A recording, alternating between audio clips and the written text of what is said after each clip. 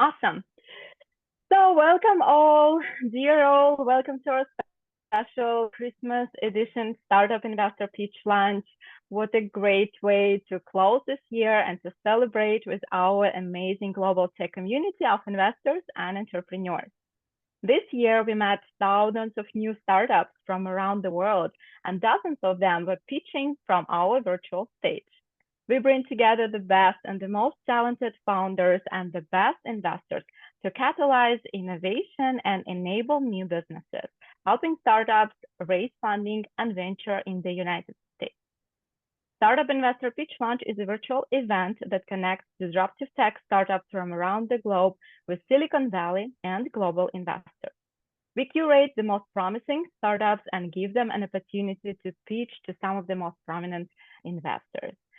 To investors, we provide first-hand access to new investment opportunities and deal flow from across the United States and emerging markets. We have an exciting lineup of startup tech companies pitching today, representing various sectors: SaaS, consumer tech, health tech, media, sports, and real estate. Today, you will hear about exciting new products and services reinvented with AI. And today we have 6 rockstar innovative startup companies pitching their products and businesses to our investor judges.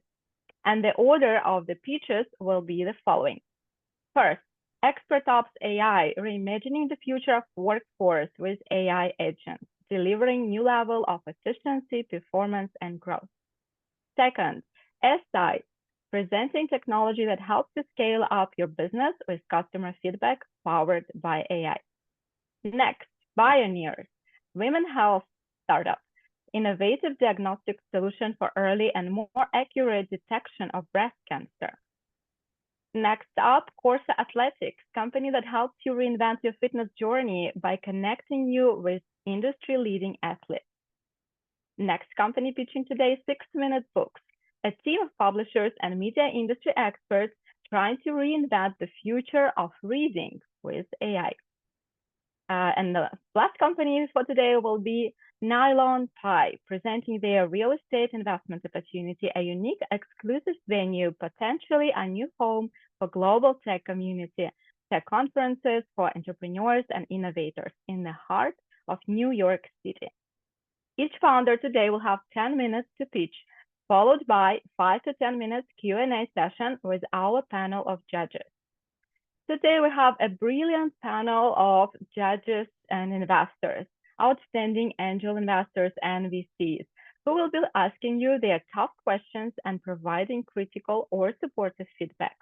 In our judging panel today, we have top-ranked investors from East Coast to the West Coast of United States and also Europe and the rest of the world. We don't have any scoring system in place here. Today, it's not a competition, not a contest, but just an opportunity for outstanding founders and high-profile investors to connect and to explore your investment synergies. And I will be sharing everybody's contacts at the end of this event. Founders, if our judges investors will get really impressed by your pitch, they can invite you to a one-on-one meeting following this event. We've had some investment magic happen at our pitch events before, and we certainly expect some Christmas magic happen today as well. Now, let me introduce our panel of investor judges for today. And if I don't introduce anybody in this list and you are in this room, please introduce yourself as you will be asking your questions to our startup companies. Our investor panel for today, Jay Latta, angel investor from Germany and United States. Emilio Escartin, partner of Fuel Capital from Miami. Kevin Colas, founder of Empire Angels Collective, angel investor from Silicon Valley. Carl Jones, managing partner of Insight Ventures, Silicon Valley. Amit Sridharan, general partner of First Race VC from Silicon Valley. Raja Apache, angel investor and tech entrepreneur from Silicon Valley. Alexander Locke, mentor and investor at Techstars, equity partner at VC Score.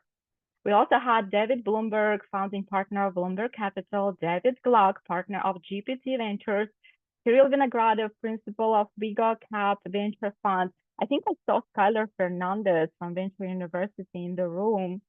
Welcome all. Also, we have our friends and partners, Dimitri Dubagраев, managing partner of Remida US legal firm, helping founders locally deals with investors from Washington, D.C. Dan Gravel, managing partner of CFO Partnership, providing CFO services to VC-funded firms. Welcome all. Thank you for finding time to join us today. We appreciate you, and we are looking forward to hearing your insightful questions, comments, and feedback to our pitching startups today. We also have a great number of investors who will be watching the recording of this pitch event later on. So founders, make sure to deliver your best pitch. I will also be sharing all the pitch decks from today's pitches with our network of investors after the event. A few more housekeeping notes. We have 6 pitching companies today. Each company will have exactly 10 minutes to pitch and show their pitch deck or demo, and then 5 to 7 minutes questions from investor judges. In some cases, we have too many questions, and in this case, we will have to limit the number of questions to each founder. But you can also always type the questions and comments in our chat, and it will be shared with all startups. You can always continue conversation after the event. Founders, please make sure that the pitch is exactly 10 minutes, as I will have to interrupt you, and I will take that. And make sure you stop your screen sharing after you finish your presentation. During the pitch, we'll stay muted. Investor, if you want to ask a question, raise your hand. In case of any technical interruption, just re-enter the room with the same link. And the recording will be shared with all participants.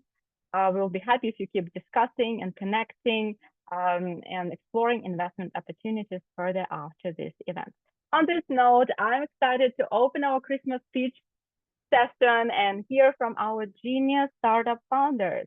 And our first pitching company for today is Expertops AI, and its founder and CEO, Rajesh Rai, company that is reimagining the future of workforce with AI agents. Welcome, Raj. Thanks, Tanya. I'll go ahead and share my screen. Yeah. Let me know if you can see my screen. Yes, we can see your screen. Perfect. Okay, great. So hi, everyone. My name is Rajesh Rai, and I'm CEO and co-founder of Expertops AI. So the problem we are trying to fix, it's more common today. Most of the businesses in the world, especially in developed countries, they are facing 2 big challenges. One is skill shortages, and second one is employee disengagement at the work. As you can see some of the stats right on the screen, in 2013, 35% organizations, they were not able to meet the latest skills. However, today that has gone to 69% in 2023.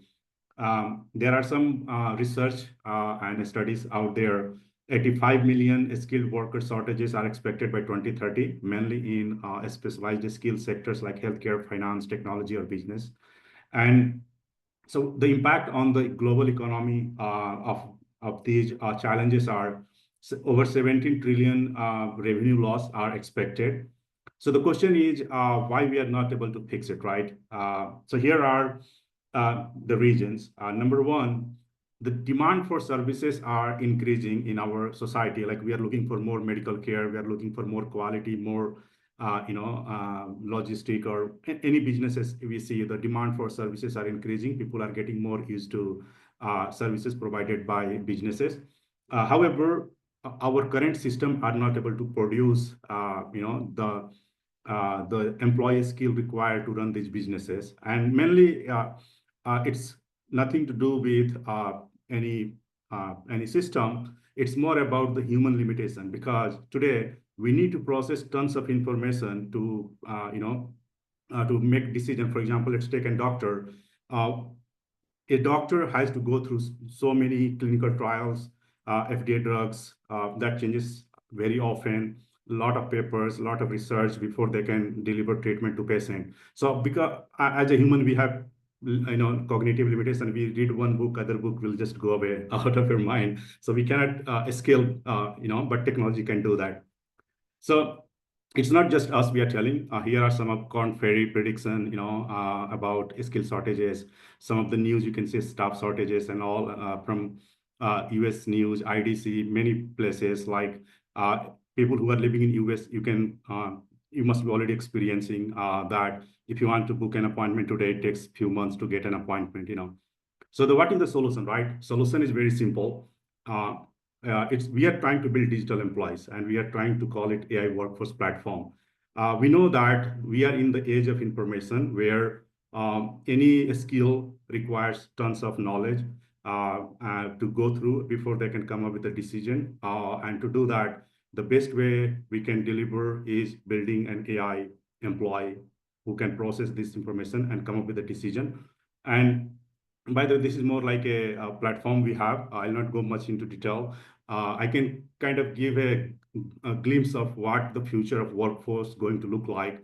For example, let's see one financial services company where loan department, they will have a loan department manager, senior loan writer, underwriter, and other officers. So mainly senior people will be there. But to do the low-level tasks like running the business processes end to end, we can use AI agent to do that. For example, anyway, today people use a form-based application to fill the loan application. What if we can replace that with something like a chatbot system which can ask the questions to the customer and also answer the queries, and same time keep track of what is the process of what documents are required, whether the customer has given financial document, customer has given the loan requirement document, all those questions you can ask and handhold customer to provide those information, same time answering it. And that way we don't need so many loan officers. We can reduce that by having somebody senior just keeping an eye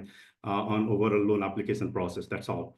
By the way, one thing I want to kind of highlight that today, most of the people who are trying to build AI agent system, they're always building a chatbot. Chatbot is not new; it was there before. Only thing is, under the hood, we have a better, reasoning capability. We are using generative AI. However, the way we are thinking is there are three ways we want to empower our agents. One is, of course, the chatbot where operational team is using for decision support of their day-to-day work, productivity work. However, we can have autonomous agent more like a dashboard where these agents are doing their job in the background, but they are showing that result through some dashboard where as a human can interact to the work done by these agents, review, approve, reject, all those can be taken care. And finally, of course, we want to be the hub of AI agent. We want to be like AI factory, so that any other software company, they want to use any kind of AI agent, they should not go and invest again tons to build their own infrastructure. They can leverage our API to build the capability in their own software itself. Here we have a mock-up which we created by working with many customers. Right now we are focusing more on to finance and healthcare. You can see some of the AI agents we have come up with. The way our platform is going to work is we will have a pre-built AI agents, from our side, and with few clicks and configuration, they should be able to work with majority of other softwares and the processes by those organizations. For example, in healthcare, we want to start with having integration with Epic and also Oracle Cerner. That will cover like 60% of healthcare organization in the US. And that's how we would be able to pre-build these agents and provide that organization to use. They don't have to do much, not much, no development at all. However, we know that no organization fully uses, especially the large organizations, out of box. They always need a custom. For that reason, we want to build an AI marketplace, agent marketplace, where other developers can publish their agent, and we would be able to have this infrastructure to quickly deploy to our enterprises. In fact, we will let them, our customer, the enterprise customer, build themselves, and they can build as well. We'll provide them all the resources they need. Most important is we want to build a community around it so that everyone can share the knowledge and resources to keep this momentum going on.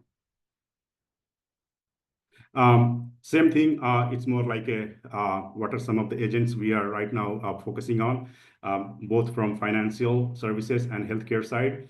More about, on the financial side, more about mortgage side, where all the way from accepting loan applications to the approving the and closing the loan application. On the healthcare side, more on the operation, like helping operation team to take patient in, support with all the billing processes, and most importantly, when the patient gets discharged, take care of that, including paperwork and also follow up later. So some of the business impact we are seeing here, number one is organizations would be able to run their operation with 50% of the capacity they have today, because most of the tasks will be taken care by these agents, and strategy and more like planning and all those where human intelligence is needed. Those people are there. Of course, even for the operation team, we are providing the tools so that they can boost their productivity of 5 times. They would be able to deliver 5 times more work than they are doing today, because most of the works are taken care. Only they have to do approval and finalization of the work. Third, very important thing, that's where all our story started, is in future, if we want to train a human employee, it takes years, but we would be able to train AI employees quickly within weeks. That gives them access to a skill, and most importantly, anytime without any human limitation, these AI employees can work. And fourth one is kind of similar, more about like any new skill or comes to the market, we would be able to provide those skills for the organizations, and most of the organizations would be able to do their work. Market size we're talking about, we are more into business process automation. So today, the market size is 40 billion. However, with all the new advances in AI, it is expected to reach up over 500 billion. That's what we are targeting. It's a very good and growing business. To start with, we know that we want to focus more into developed countries, because that's where the salary cost is high, and our direct competitors are more like a human employee. And if we saw the right ROI, then most of the businesses are kind of interested. And when it comes to our SOM, we want to start with first few sectors, especially healthcare, finance, where urgent needs are there, and we want to grow from there. Okay, so about revenue model. Although we are trying to build a product, but we start with, we know that we are getting into business processes, and especially we want to start with bigger enterprises, especially at least medium enterprises. And that's how we will be able to build our capability. And most importantly, we'll have our cash flow to build our product. I'll talk about my skill later, but that's where I see our sweet spot. And on average, we are hoping to have at least 150,000 per year managed service contract with these enterprises. Later, we want to convert that into more productized, where we will be following usage-based like Databricks or other platform that will kind of enable us to scale out to more customers. And of course, API accesses and professional as well, we will be exploring how can we monetize from there as well. When it comes to competition, our direct competitors are like Microsoft, Salesforce, HubSpot, and others who are building AI agents today. However, the good news is they are more building for generic use cases, horizontal use cases like sales, finance, marketing, all those. They're not getting into more deep. That's where we are trying to focus. Many startups are also coming, even robotic process automation companies are out there, but they are providing more like a platform, not the end-to-end solution, and which is kind of very difficult for organizations to use. Of course, indirect competitors are there who provide these intelligent capabilities, which can be used by these companies to build their own custom solution. We'll talk about that later. The key advantage, I kind of touched a little bit, that we want to be very vertical. We want to provide the exact solution to run each business operation. And that's where our key advantage is. We are trying to create with all these big players. We want to also make sure our agents are not running in silos. They are integrated with the existing system to not bring any change management there. Most important is that's something in our pipeline, to use federated learning to improve our model capabilities. Do not rely on out-of-box model out there. And it's a very new market, and we want to kind of capitalize on this as well.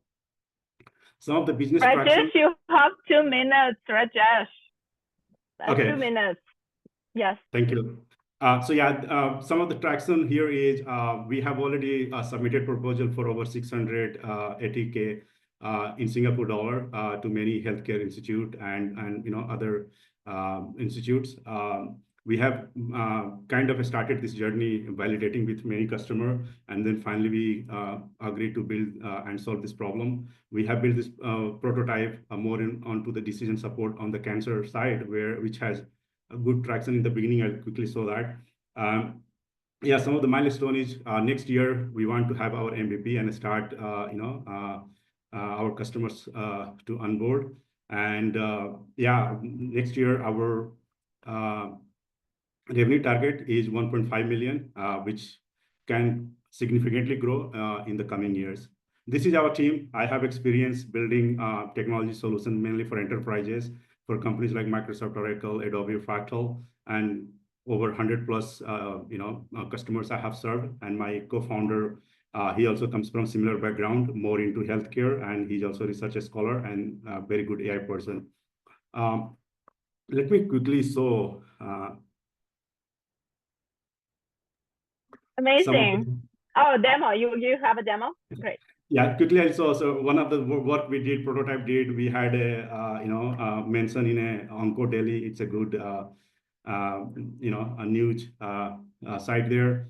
And here are some of the work we have done, which can be found on LinkedIn. For example, this is something we did to bring multidisciplinary collaboration in healthcare side.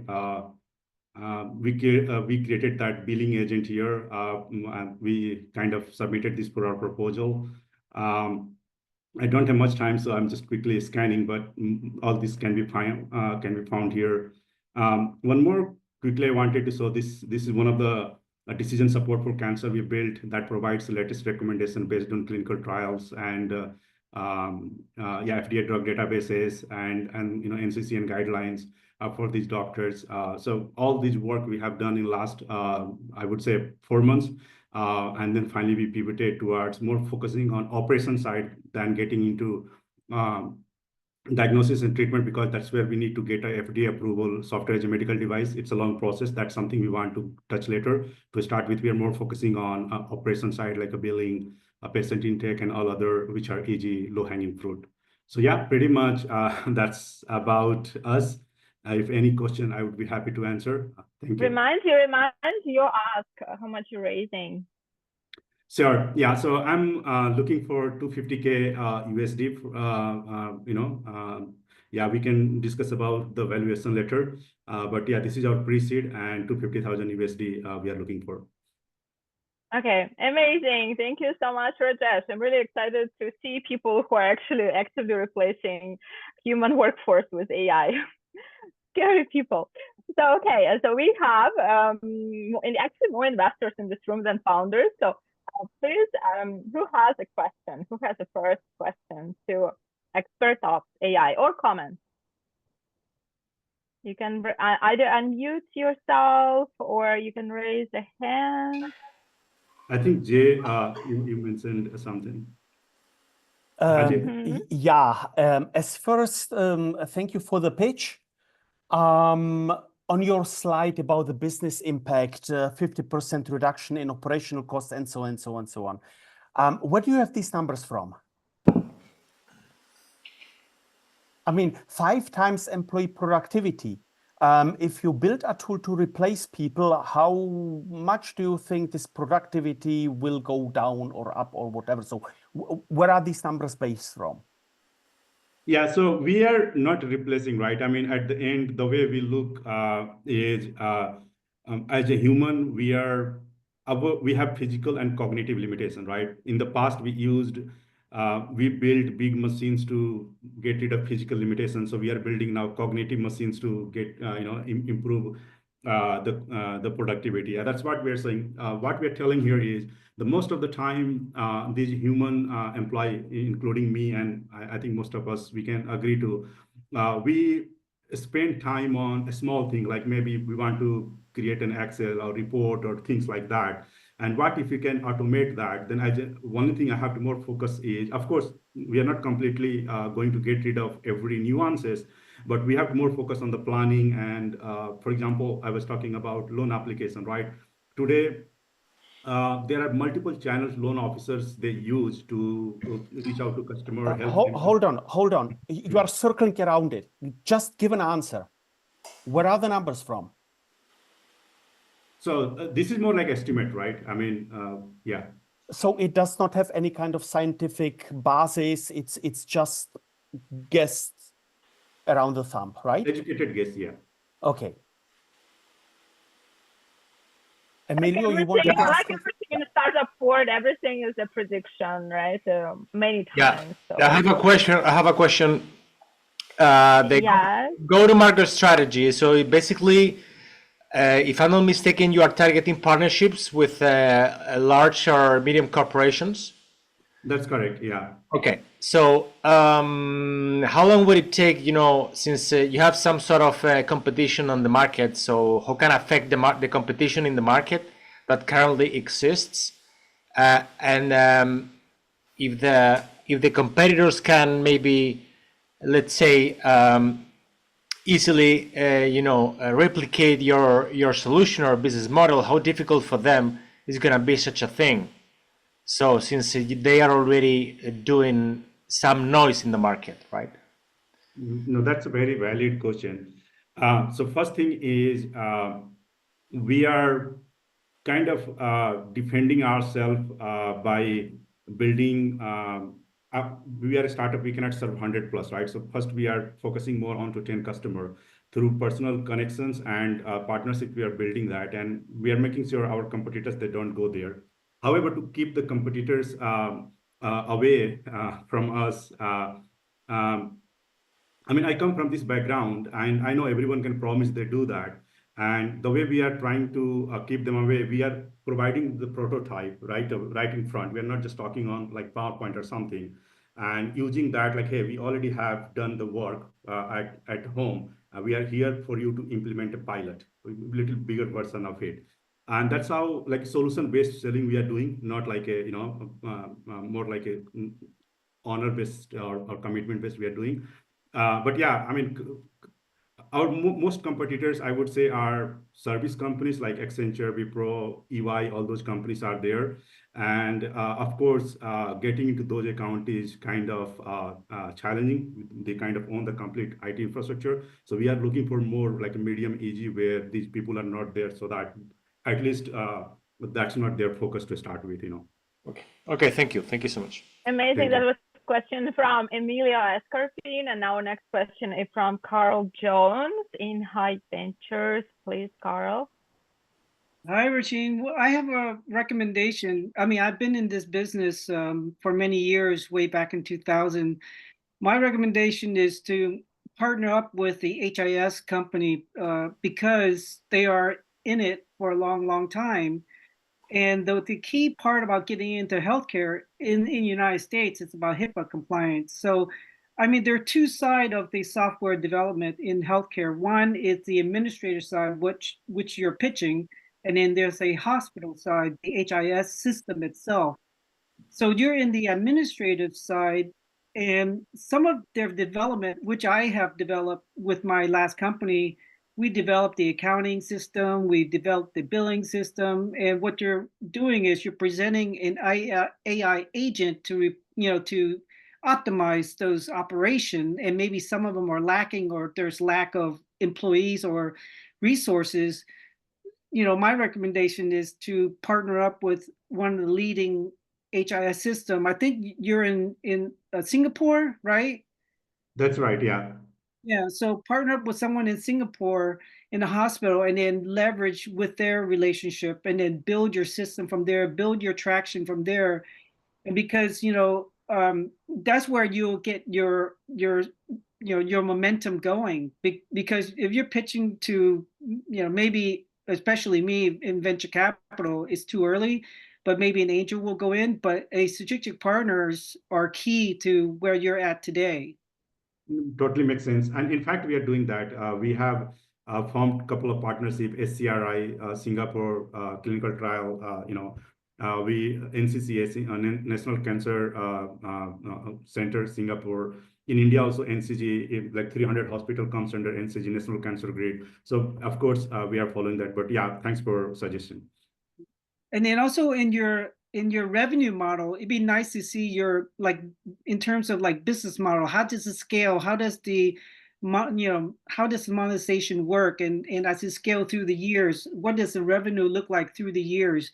I mean, I know these are, estimated, numbers, but it kind of gives us a feel of how the potential growth that this will take on. But I think the key is in your strategic partner, because the healthcare compliance. Exactly. Thanks for that. Yeah. Okay. No problem. Amazing. Thank you so much. And I suggest 3 questions per speaker, I think would be great, as it will work with our timeline.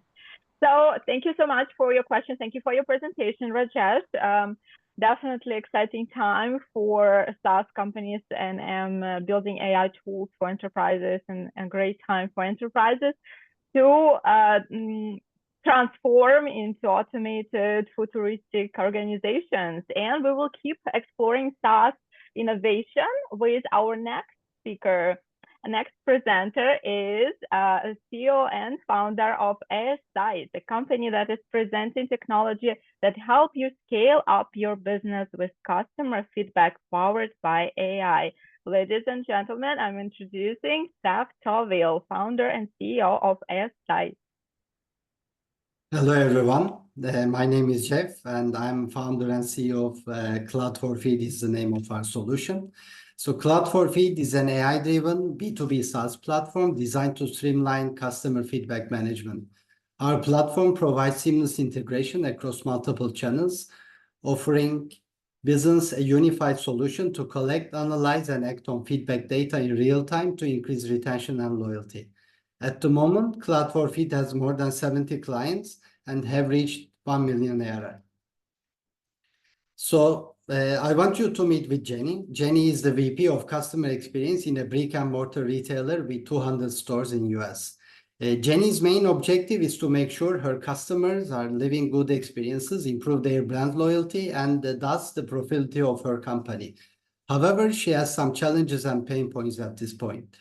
In order to measure customer satisfaction, she spends majority of her budget into legacy research methodologies like mystery shopper or exit surveys. However, outcomes are delayed because of long field process, and it doesn't enable her to take actions on loyalty.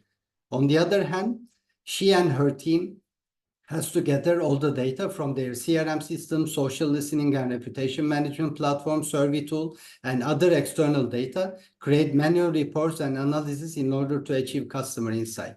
Her team spends more than 40 hours per week to manually classify all unstructured customer reviews and comments into sentiments and topics. Despite all these efforts, she struggles to increase her loyalty KPIs, such as Net Promoter Score, because she cannot close the feedback loop and act on the negative feedback. The feedback data is not linked with the transactions.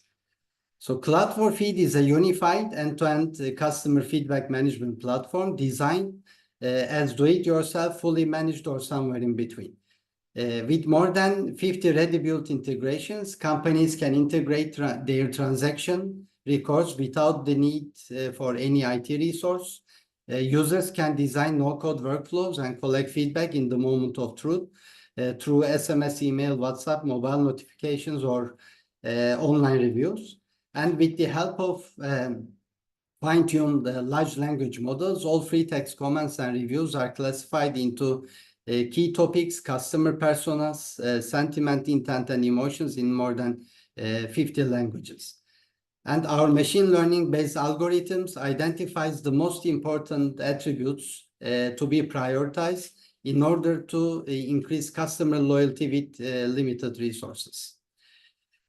So we have been also working on developing generative AI models for a while, and recently deployed many use cases to make the onboarding process quick and effortless, and to increase the insights our clients will get from our platform.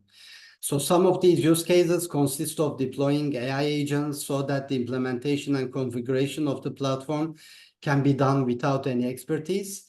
And some of the use cases provide more AI-driven insight with prescriptive and predictive insights.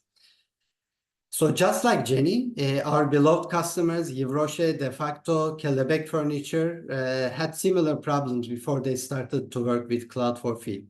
So from their own testimonials, we can see that we have created a good value and helped them increase their loyalty KPIs rapidly. Definitely, all these increase in net promoter score has a significant impact on the profitability of these companies by reducing customer churn and increasing customer buying frequency and basket size. So these are some of our other clients who chose to manage their customer feedback management with the Cloud for Feed and improve their customer experience metrics with us. As you can see, we have a good client base in retail and e-commerce with enterprise level global and local brands. On the other hand, Cloud for Feed can create a good value for companies in transportation, automotive, insurance, finance, hospitality, and healthcare industries as well. So we have a distinguished team with good experience in market research, CRM, and customer experience. I have co-founded Gadget.com in the past, and I have more than 20 years of experience in CRM and market research in international companies. Both my co-founders are ex-Ipsos. Cenk has managed the operations of consumer panels for almost 18 years, and our CTO, Mehmet, has 15 years of experience developing data analytics platforms, and he perfectly knows how to scale these applications. Fares is our go-to-market advisor in MENA region. He's living in Dubai, and he is the CMO of Trifid Media, a leading agency in UAE, and he has extensive experience as a startup advisor in measurable growth. Amit, our VP of Partnerships and Alliance, he's living in Sydney. He's ex-Accenture, and he's coordinating our relations with global system integrators, and he will be directing our Australian entity operations. And also Richard just joined the team, also living in Sydney, is ex-country manager of Qualtrics, one of our biggest competitors in Australia, Singapore, and Japan, and he helps us for go-to-market in APAC region. So when we look at the competition, we have some big competitors like Qualtrics, Medallia, eMoment, and QuestionPro. Compared against the competition, Cloud for Feed provides an easy and effortless implementation experience with scalable and no-code infrastructure against the competition, I can say. And our platform provides more innovative approach, providing AI-driven insights such as conversation intelligence, persona detection, custom topic modeling, customer segmentation, and churn prediction. And Cloud for Feed has an advantageous position on providing unified insights from multiple feedback channels. So according to market analyst reports, customer experience analytics market will reach almost $14 billion market size, and our reachable market size will be 7.2 billion. Initially, we are targeting mid-sized brick and mortar and e-commerce retailers. And only in US, there are 240,000 establishments that has between 20 to 200 number of stores. That accounts for 1.5 billion market size.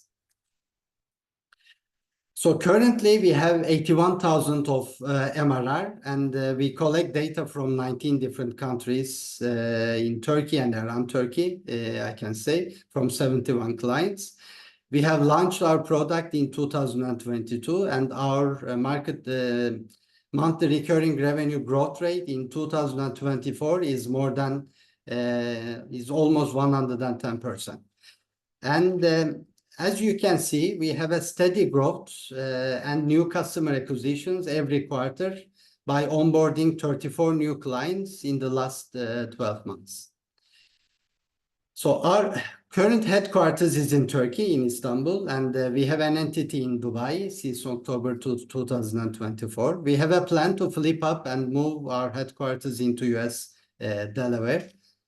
Our initial expansion plan is currently Middle East, Gulf region, and APAC region. However, expansion through partnerships is an important strategy in our go-to-market plan. Our platform is designed from the first day with a partnership model, and we are onboarding market research agencies, local consultants, BPO companies to provide their services on top of our product. And we can also provide our platform white labeled for strategic partners. Our end of 2024 MRR is 83,000 USD, and as mentioned, we have reached around 110% of MRR increase in the last 12 months. And by also optimizing some of our costs, Cloud4Feed is EBITDA positive since November 2024. But since once we will raise our funding, we will focus on expanding in two main regions, GCC and APAC. And it will take some time to increase our brand awareness and run our sales cycle. The revenues will start to increase after 3 to 4 months. So due to the investment into these markets, we expect to produce negative EBITDA in the first year, but the cash flow will return positive after 10 months. Our expected ARR will be 2.3 million for the first year, 5.8 million second year, and 12.2 million for the third year. We are asking 1 minute. Okay, my last slide. We are asking for 1.2 million of investment. The fundraise will support to deliver our ARR from 1 million to 12 million in 3 years, expand and scale in the GCC and APAC operations, establish a global partner ecosystem, and we plan to develop a freemium model and update our infrastructure and implement a hyper-personalized recommendation engine. We will use more than half of the funds for sales and marketing, 35% R&D and product, and the rest for operations. We have raised a pre-seed round at the end of 2022 from 3 reputable VCs in Turkey, and 88% of the shares belong to founders. So thank you for listening. If you have any questions, I will be happy to answer. Okay, amazing. So yes, we have questions from Emilio Escartin, and then I would love to hear some thoughts from Amit, Kara, and Frustrate. Yes, sorry, Emilio. Yeah, sorry, Jeff, could you put, the presentation again? Because I want to ask you a couple of questions about the last 2 slides. Sure. Sorry. No, it's okay. Last 2 slides, right? Yeah, the last 2 through ones. Well, basically, let's go to hold on here. So this is the real numbers, no? I guess you're going to get this much in revenue line this year. Am I correct? Yes. The revenue for 2024 is real, of course. Okay.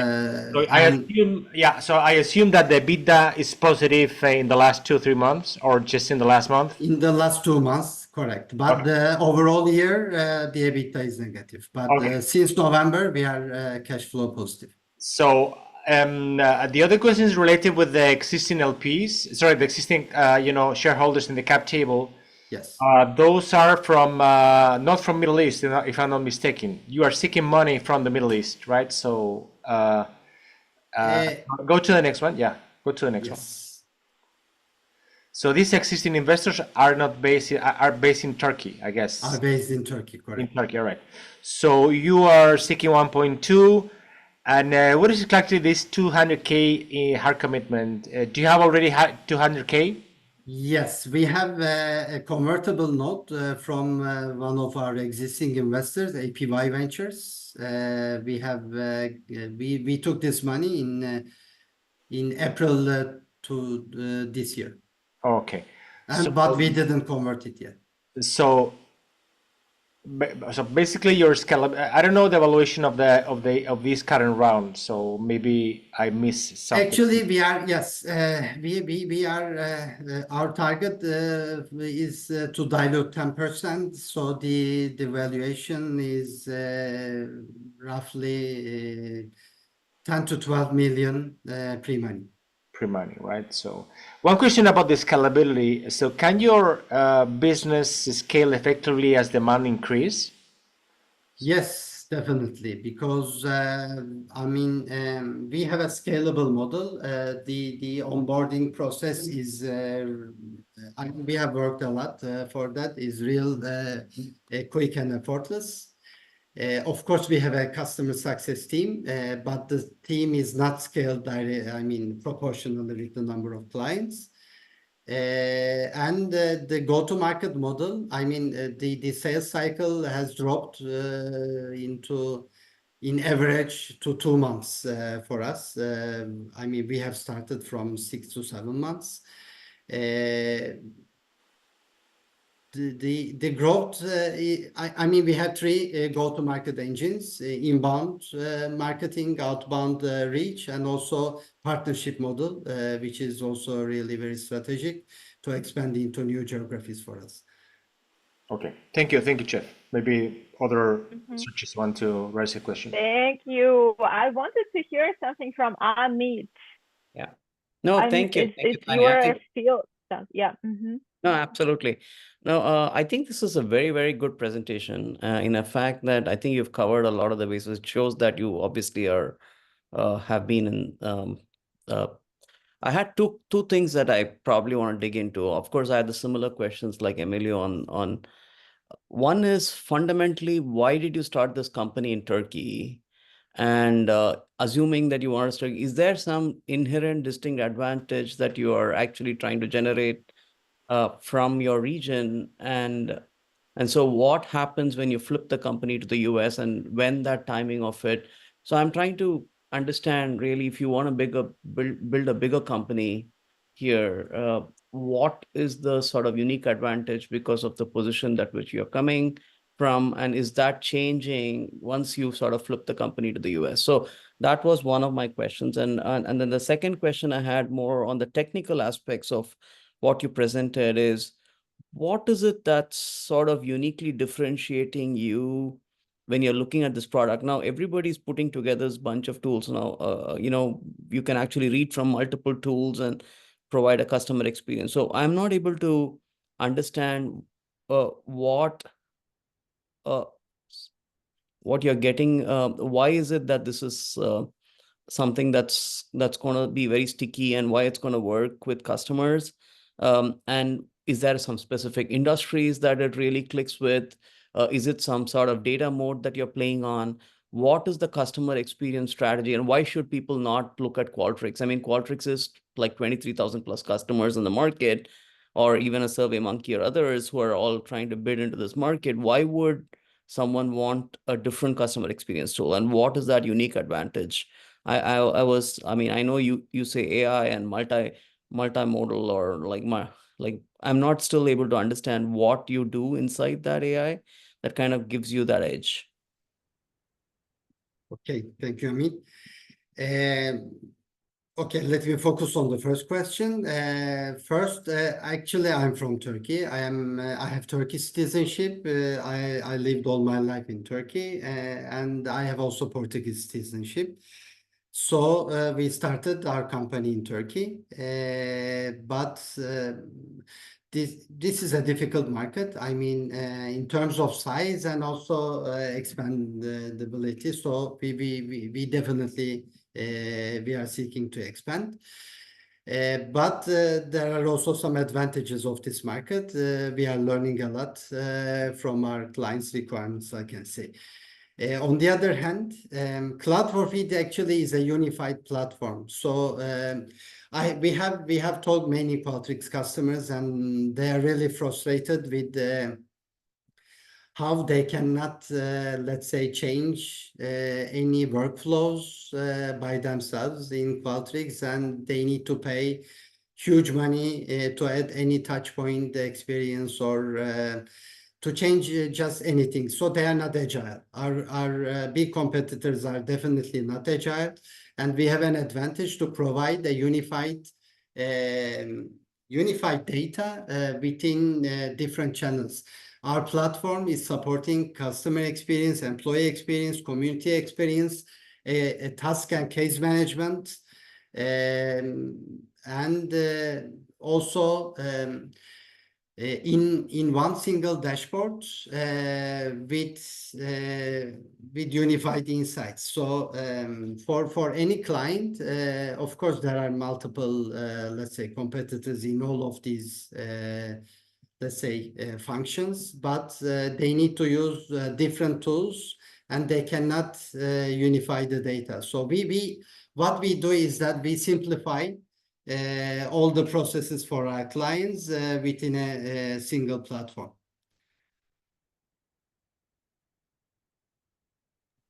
Got it. I have a question. Okay, okay. Oh, Kevin. Okay, yes, I wanted to ask you a question. Yes, thank you. Quick question. It's like, can you tell us like the evolution of the churn and the evolution of the sales cycle since you started commercialization? Yeah, the sales cycle, of course, in the beginning was around, let's say, the average was around, let's say, 6 months. And now we dropped into 2 months. The churn, we have only one client that has churned this year, and they churned because they couldn't use our product because they needed some IT resource actually, and they couldn't prioritize it. So they couldn't implement the solution, even though it was actually simple. The churn rate is really very low for us, and our customers renew their contracts. We make annual contracts with our clients with monthly subscription based. So we have clients working with us from day one, and we have seen only 3 customers that have churned since we started. Amazing. Next question, Carl Jones.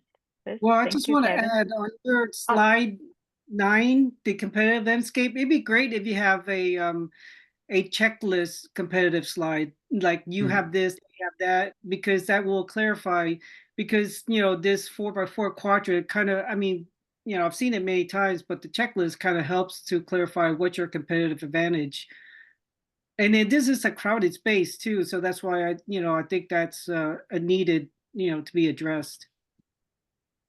Thanks. Thank you, Carl. Thank you, Carl, for the advice. Actually, we had such a slide,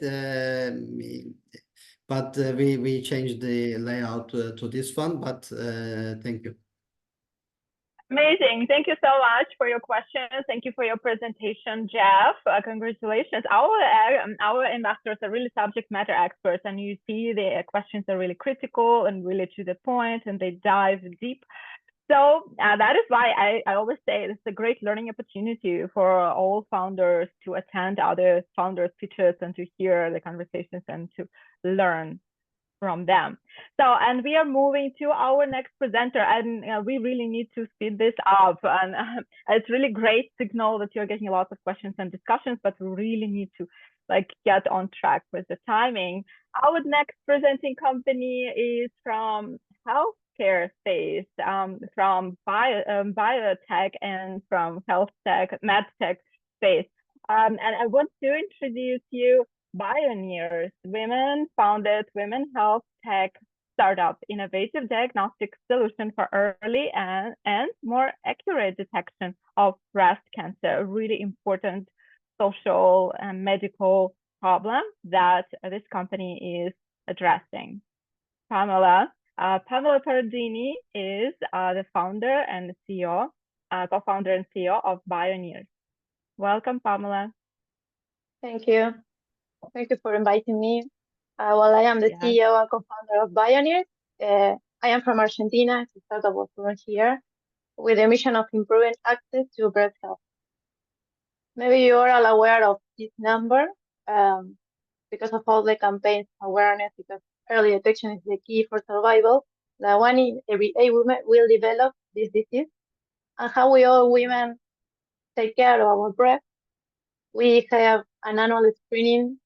When we turn 40 years old, we have something found that is critical or suspicious, we move to the next stage of diagnosis. And when the finding is high risk, we get a biopsy. This whole process of diagnosis gets a lot of misleading results, a really high number of unnecessary biopsies that end up being not cancer. And the whole process is this number of almost 40% of late diagnosis. And again, when the diagnosis is late, the chances of survival really low down. The problem maybe is that many women that are eligible to do the checkup don't do it, skip it, because of accessibility problems, cost, where they live, the age that they have, and also because of technological limitation of the actual diagnostic technology. Many women avoid this screening experience because of the pain, because of the uncomfort, but also there a big challenge of the actual technology of mammogram X-ray to work with dense breast women. This is a huge problem because half of the women in the world have these characteristics. So to address this problem, from BioNirs, we have been working on developing MammoRef. That is an imaging system. It's a light-based technology to monitorize breast health. What we do is we illuminate the breast with light, and from there, as an oximeter, we can get oxygenation information. So we can build maps of oxygenation, oxyhemoglobin, deoxyhemoglobin, and from there you can get metabolic information, so we can determine the what kind of lesion or what kind of tissue you are monitoring. So this is a very comprehensive solution that is not invasive for early detection that can be used for pre-screening, extensive screening, and also for an accurate treatment follow-up. Besides giving this very useful and valuable information in the diagnostic process, our technology is autonomous and portable. This is very important because there is no requirement of a technician, of a special doctor to operate it. It's accessible, it's an inexpensive technology. It's dense breast independent, which is very important because this is a very challenging kind of breast. And the most important, it is designed thinking on the women perspective, so it's comfortable, it doesn't compress the breast, and the woman just sit in front of it and can use it like very easy. All of these characteristics make our technology very adaptable to any environment on any clinical facility. Our vision is this: we want to help all the women in the world. We want to provide breast screening to all the women. We have done validation of our technology and our proposal. We have 3 prototypes. We have IP, we have 2 patents. One is granted, the other one is at PTT. We have improved our measurements algorithm and AI reconstruction and had some laboratory validation, but also we have performed some user experience where we tested the design and the usability with 72 women, and this was really well received, and all the women report that the comfort was significant. And also we have been working in clinical validation in some pilot clinical studies. We have completed the first clinical study last year with 21 patients, and now we have 2 pilot clinical trials ongoing. We have recruited more than 30 patients so far. In this pilot clinical trials, in the first one that we have finished, we have found no false positive, and we have found very good correlation to the gold standard technology. We know our competitors, but we know also we are really confident that we have all the characteristics that are needed to solve this problem, not just of early detection, but also of accessibility to diagnostic technology. The market opportunity is huge. It's a very big market. There's a really big need of innovation, but also the technologies that are being looked at are those ones that improve the diagnosis experience for the women, but also that reduce significantly the cost of the procedures. We know that it's really challenging to get to the market because it's a medical device, and then because it's a very special space, it's one of the breast cancer. So we are thinking first, we want to get there to a cloud-based imaging service, but we know that it's very ambitious, so we want to start first with a more traditional business model. First one like a listing model, then to traditional phase with high margin, and then to the cloud-based imaging service. The first phase is with a geographical segmentation. We have selected like some states where there are women that are the oldest women, the most with the most incomes and this model of revenue sharing model of 50-50 split, and the target women in the 6 states are 6 million users, and then move to a more traditional market model. We have a study how to get ready, because now I mentioned we are in pilot clinical study and prototyping, but we have a study how to do the regulatory path to get FDA clearance with 2 local consultants from the US. We have defined what we need to change to move to go through FDA clearance, and then to move to the clinical adoption stage as a champion screening tool, and then in the future scale our technology with scaling production, market positioning, and other intended uses. What we have done so far, we are in what we call it the validation phase. With this, we have a pre-seed in equity round that we closed 3 years ago. With this, we have done the patents, the prototype, the clinical studies. We are working in the Q submission that we have just submitted. And we are working in the reconstruction algorithm based on AI. The next stage that is called, we call it the compliance phase, is to adapt the prototype to the standards compliant design to go through FDA clearance, or that's what we are taking our seed round, and then to keep scaling with the Series A, and then final an acquisition or merge. The actual round that we are looking for is $1.6 million in via Safe. We have the company, we're in Argentina, the company is US incorporated too. And this is for adapting the prototype to the final design and doing all the certifications, and then going through 510K submission and get the FDA clearance. In this stage, we also want to not just get the FDA clearance, but also form some partnerships with local providers in the We do all this with a great team that work on daily basis to accomplish this. Myself and my partner, we are both physicists, have many years of experience in this research area. We are owners of the patents, and we are also friends, which I think is really important working in this kind of project. Then we have 2 directors. One is a specialism medtech professional, and then another one that is a business expert. And then we have our technical team that is also very strong, and we work together with the university. We have been recognized in the past years as innovator in the space. So, any questions, please? You're welcome. Amazing. I want to thank you, Pamela, for all the work that you are doing, because honestly, this year, and I shared this with Pamela when we met, this year, first time in my life, experienced mammography as a medical procedure as a woman.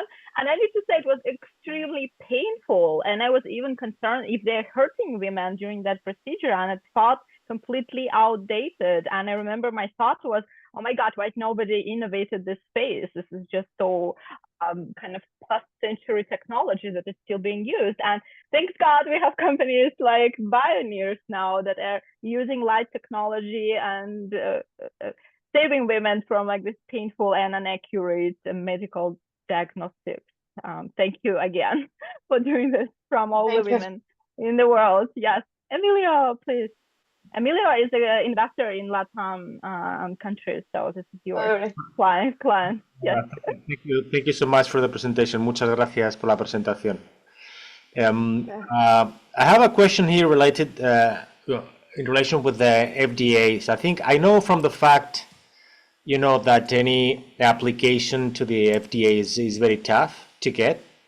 So how long might it take, or could it take, the process until you have the green light from the FDA? But I think you want to escalate the business in the United States, which makes sense, although, taking into account the majority of the potential, let's say, competitors. And could you please elaborate a little bit more about, the process? But I don't know if it's gonna be like 6 months, 18 months. I don't know how much, how many months. Yeah, actually, we want to do first. This is a very low risk technology, so it will be like a class 2 technology, so it's faster. What we have done is identify other technologies, our devices are similar to ours, so we can go through 510K, that is a fast track way to get the FDA clearance. That it will take it between 18 months and 24 months. So for that, that was raising money because we need to adapt the prototype to the final medical device, so we know what we need to do because we have already done all the changes on the paperwork. And then we want to get FDA clearance to get to the market, to get clinical adoption, and from there, then we will have like another phase of FDA approval processes that will be like to amplify the uses, the intended uses of the technology. But yeah, this is a long path. That's why we have worked this, I think I mentioned that, with 2 local advisors to make sure that our strategy is strong enough to go this path, that is a fast track path to get the clearance. Okay. Thank you, Pamela. Thank you so much. Oh, thank you. And I believe we also have Carl Jones from Healthcare Space. Carl, do you have any comments or questions? Well, I want to say congratulations. This sounds pretty cool because, one of my software in 2000 is for radiology. And so for this technology, you use light to, to display an image, for the mammogram, and it seems to show accuracy. So, when you say the word prototypes, do you have different models, different version models of like you made 2 or 3 machines, or just one machine that can do, the 90 million women out there in the US? Actually, we have like 2 models, but the first one is in a sketcher where all the system is like down in the box, and now we move it to the new one that is this one show. But we are sticking to this one because of accessibility is better, because you can position it like in a smaller place and you can put it anywhere. And this is more useful for our aim to get this like cloud-based imaging service where you can take this anywhere, and like without any requirement of physical limitation. But yeah, we are sticking to it. Now, is that 90 million? That seems a small number to me. Is that small, or is that, do you think that's an accurate number? Yeah, that is on the States only. I didn't put the number on the United States only, but in the worldwide, because we consider women up to 25 years old.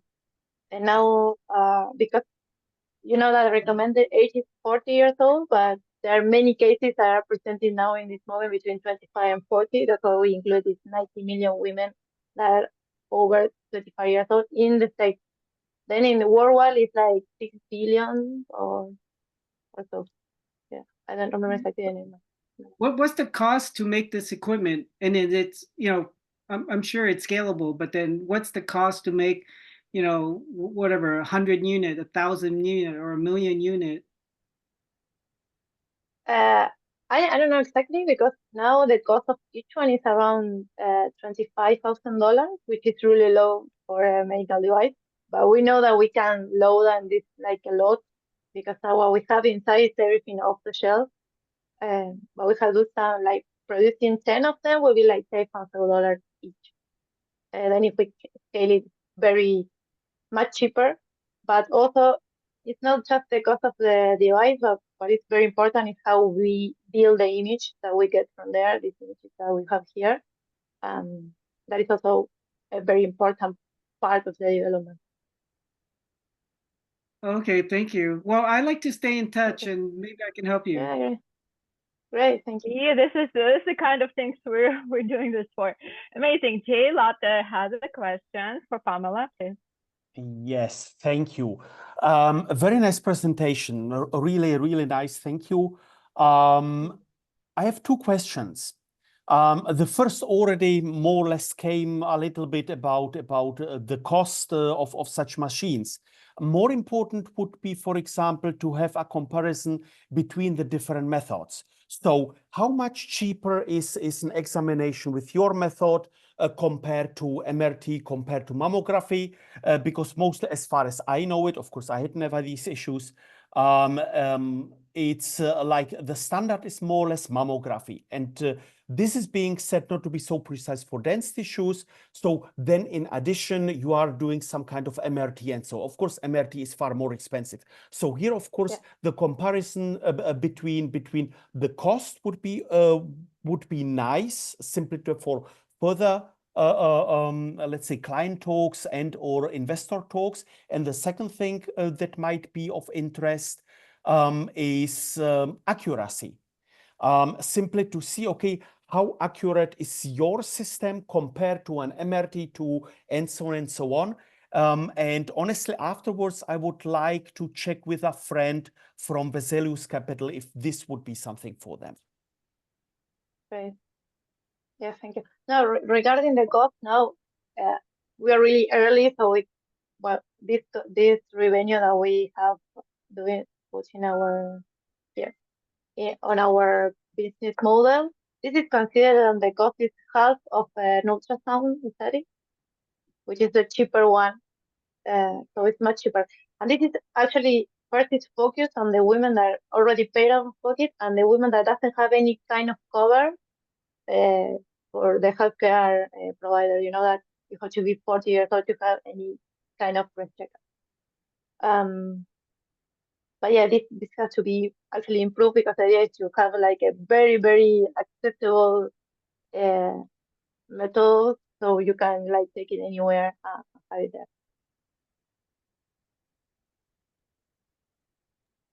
Amazing. Thank you so much. That was really inspiring, Pamela. Congratulations. And we'll be looking forward to hearing about your success in the American market. America really needs some upgrade to its healthcare system, as we learned.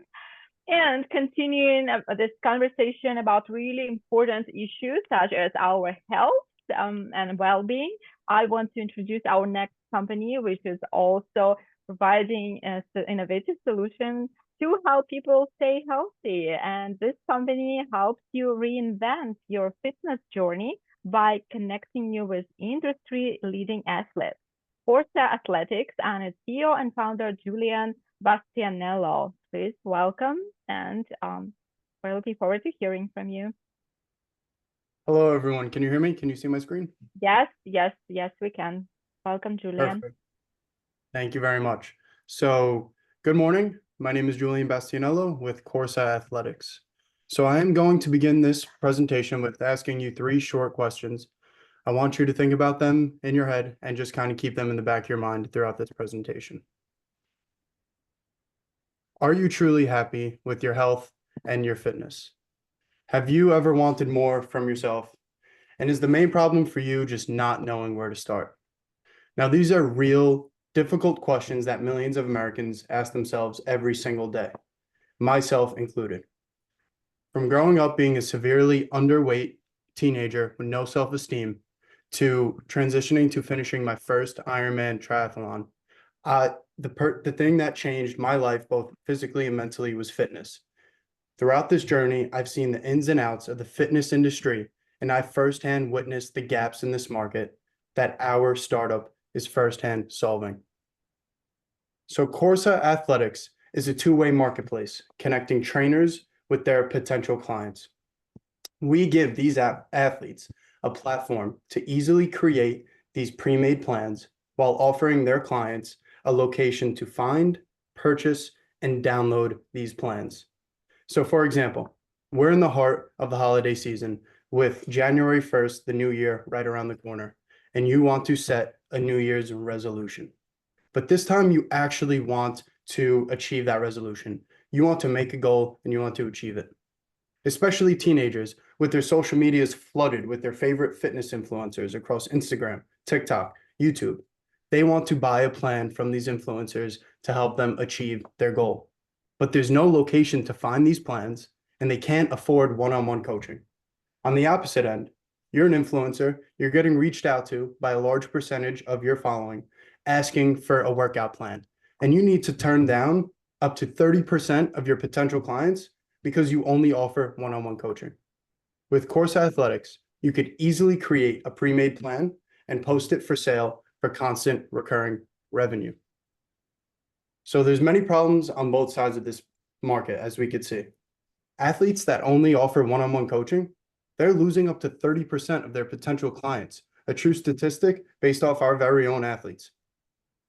And if they do sell a pre-made plan, it's either through Excel or PDF.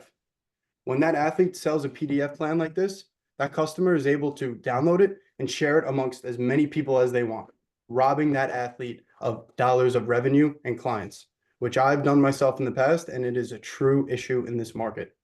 For the users, they cannot afford one-on-one coaching, and they do not want to pay for a subscription fee. So if they do find a PDF or an Excel plan, they either can't open it in the gym or it's not interactive or effective. So they don't even finish the plan, let alone buying a second one. So let's take a look into our platform that actually solves these big gaps in the market. It's as easy as creating an account and inputting your preferences and goals. This tailors the app to you and your goals. You could choose a discipline that you're interested in and choose from your favorite athletes. When you choose an athlete, you could pick your favorite plan and you could actually buy it right there in the app. You find it, you could purchase it, and you have it saved right there in your library, one click away. When you open it, it opens directly to where you left off last time, and you could actually input your own information as you follow along this plan. It's more interactive, more useful, and more effective for you. For our trainers and athletes that create these plans, our goal is to make it as easy and as efficient as possible for them. They have access to all of their sales information here, and they could create the plan right on our website. They could create a new plan, have it perfectly laid out to how it should be designed, and all they have to do is create an exercise and plug it straight into their plan. They could create a plan in one sitting while having it available for constant revenue, in addition to their one-on-one coaching. And not only is this efficient for both ends of our market, but we've offered a free attraction to our app. This app is useful to anyone, regardless if they want to buy a plan at first, by allowing them to track their own workouts. They could input their own exercises and their own progress, tracking their progress, increasing motivation, but this acts as a direct funnel into our market. When someone gets bored of their own exercises, they're one click away from buying a plan from a professional, staying on their goal, and achieving their goals.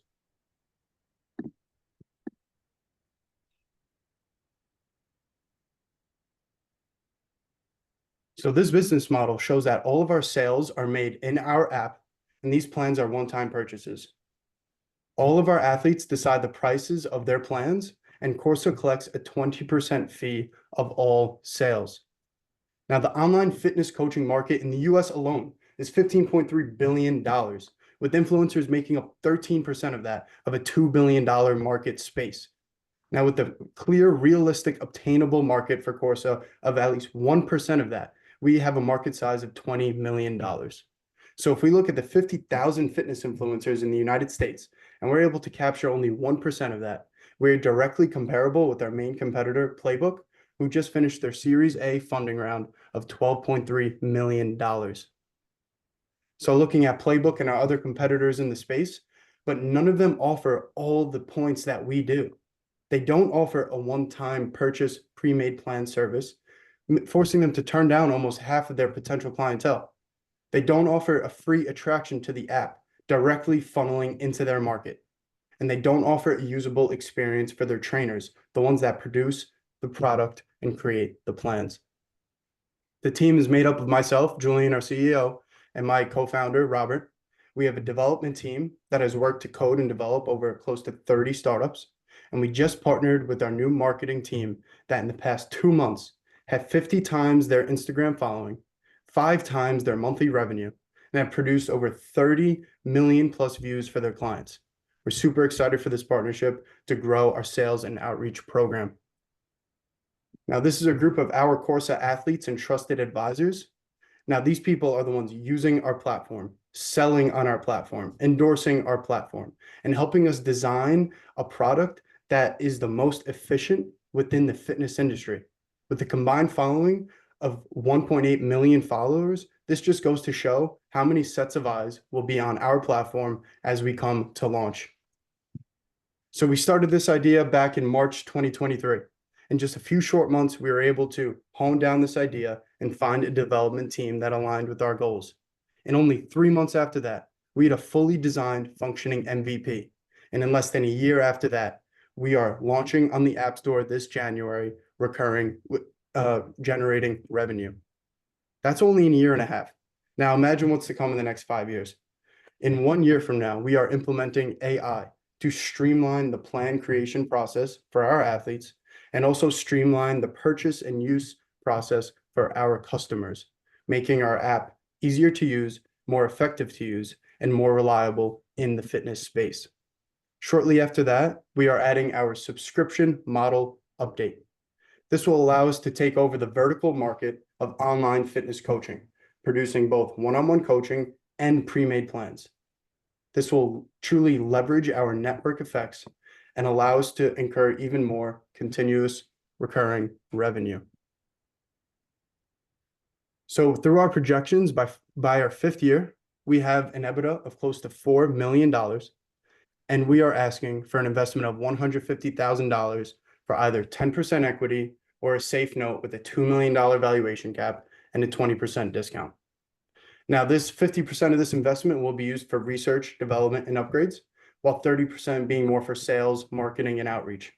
And with this investment, we will quadruple the percentage of our Corsa athletes of their followers purchasing a plan each year, from 0.5% to 2%.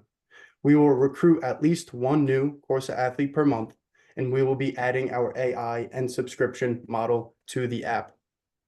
This, in turn, will give you, by year 5, a 25 times return on your investment with an exit evaluation of $39 million. So this just goes to show you are entering at the beginning of a platform that will become the standard of a booming fitness industry. Thank you very much. Amazing. Congratulations, Julian. That was a very motivating presentation, very stimulating and inspiring. So as we all move towards the new year, we all definitely want to get into shape and take care of our health. And I would like to hear questions from the investors who haven't spoken today yet. Somebody new, please. Or somebody who really wants to give some feedback, ask a question. Kevin, call us. We're so happy to have you today. Please say something to Julian. What are your thoughts or feedback? It's I've seen a lot of platforms trying to do similar things. In fitness, we invested in more of a hardware play with Form Life. It has been difficult for them during the pandemic, and they've raised a lot of money, but they also burnt a lot of money. They ended up doing an IPO, but that was after a recapitalization that was kind of painful for their early investors. It's crowded, so really here it's your unique proposition versus the others that will count. And yeah, how do you engage, and what's the degree of engagement of those influencers that you have on your platform with the brand, and to create the brand and to design those classes, and also have the right pricing that is has mass potential of adoption. Yes, definitely. So all of our athletes on our platform, by them marketing their own plans, they are marketing our platform, because all of their sales are through our platform. Through talks with our current athletes and athletes using other platforms, we are a lot more in depth with communication with our athletes to streamline the process for them. So our goal is to make it as simple and personable as possible to expand their brand and create their plans.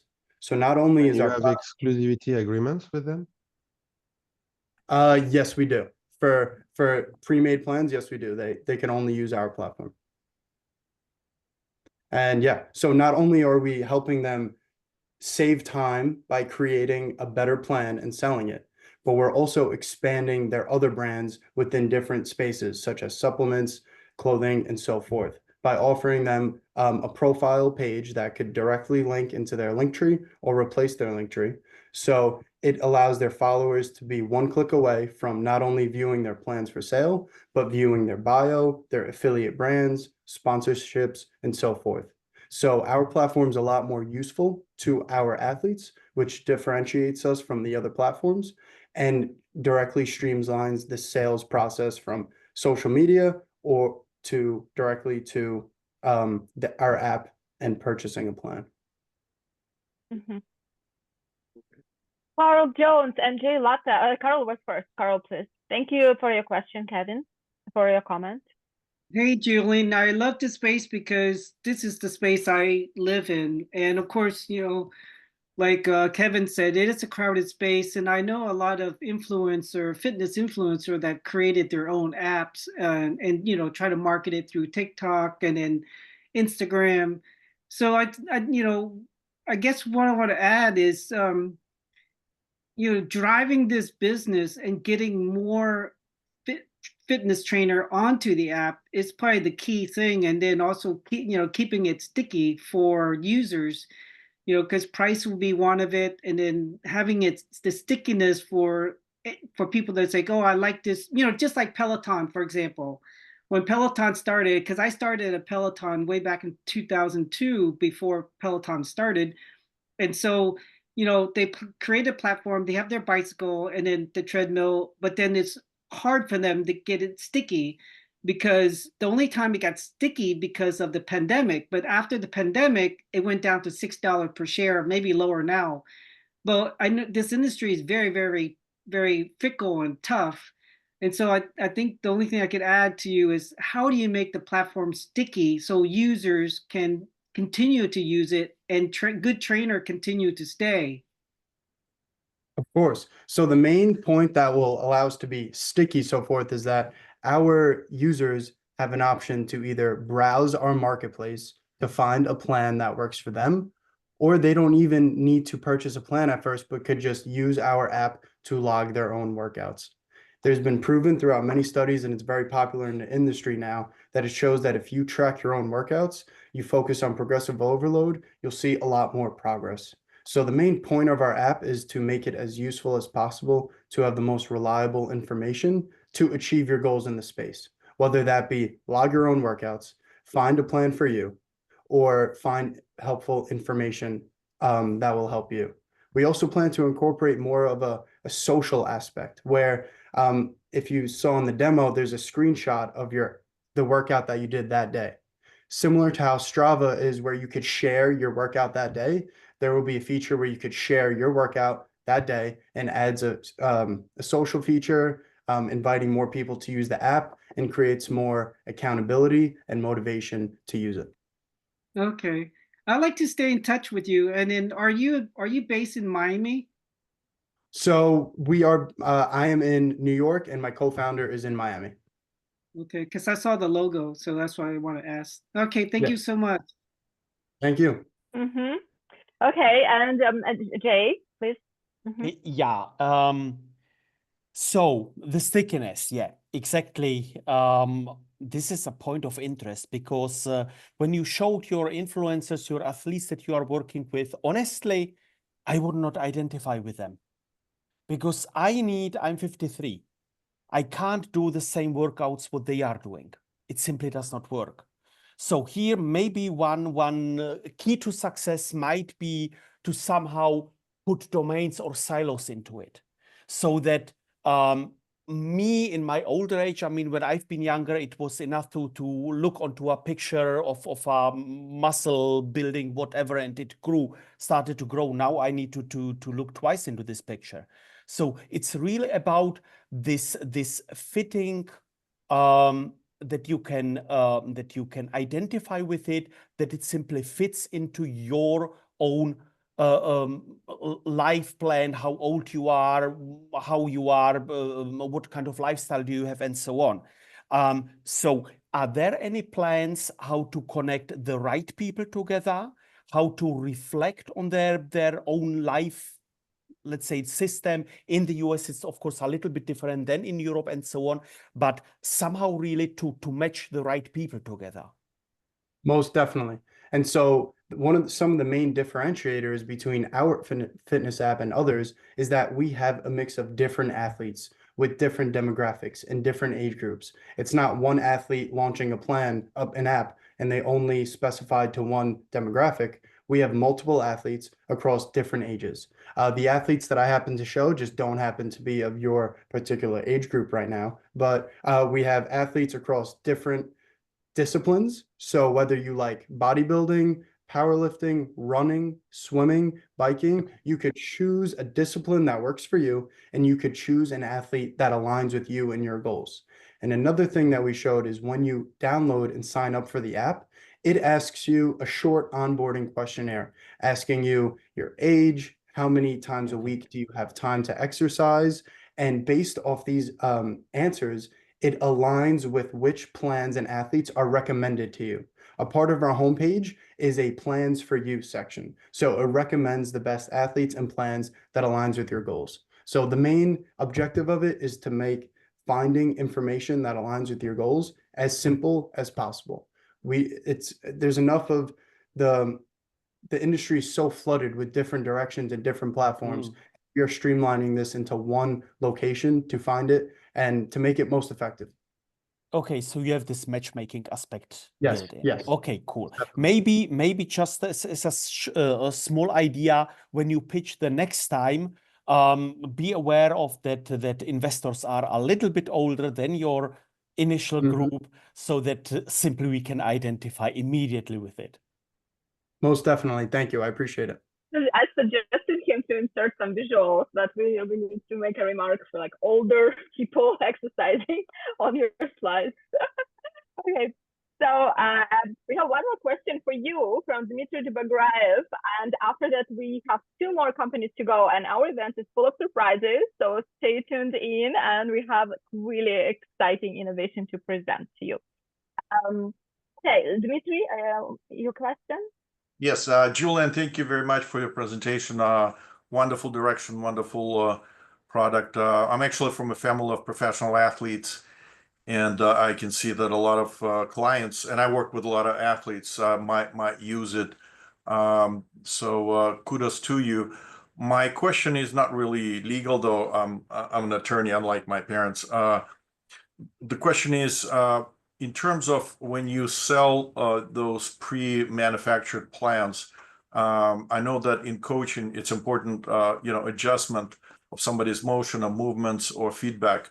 Would you anticipate in the pre-manufactured plans that your athletes or AI or combination thereof are going to be tracking the correctness of movements, making sure that that no injuries are sustained or progress is kind of advancing the way it's supposed to be? So what's your steps in terms of making it more interactive?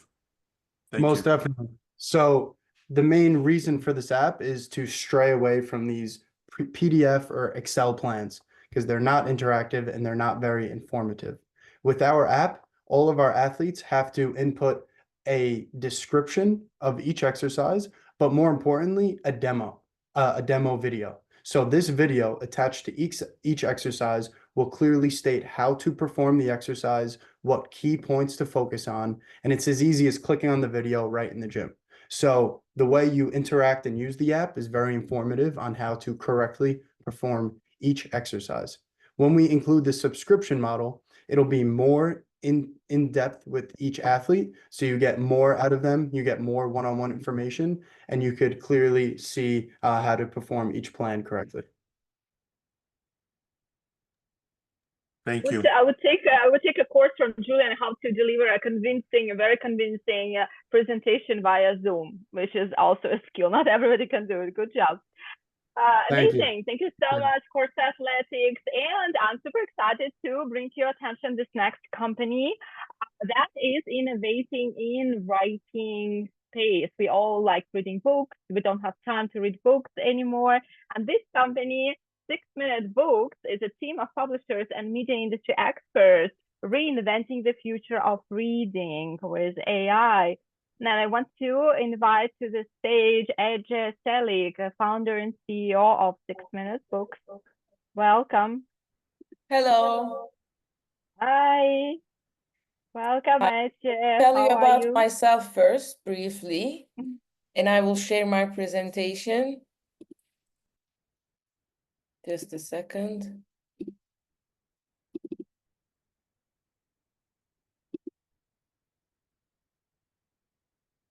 So everybody can hear me, right? Yes, yes, we can hear you, we can Okay. see you, and we're excited to hear what Okay, you have hello to share. again. I'm Eje. I'm co-founder and creative director in our own ad agency, and I've been working for 18 years in advertising industry as a copywriter, creative director, and team leader. For 6 years now, I have my own ad agency who does TV, print, outdoor, digital, and social media ads. Saadettin and Çağrı, we are all three together here, are my business partners. So as we are in advertising business and as we are storytellers, we follow trends, and we saw the trend and started 6-minute books projects to reinvent a creative experiment. So the time is now for this actually. So talking about time, in our new world, the biggest problem is time, you know. There are less time to do things, but more things to do. So as we all know, humanity enjoys stories since the very beginning. People like to tell stories, share stories, read stories. As I said, now we have less time to enjoy stories. Until now, the only solution to adapt our reading habits to fast-paced world was book summaries, but summaries of books were written by authors that envisioned their full-length work to be appreciated, not the shortened version.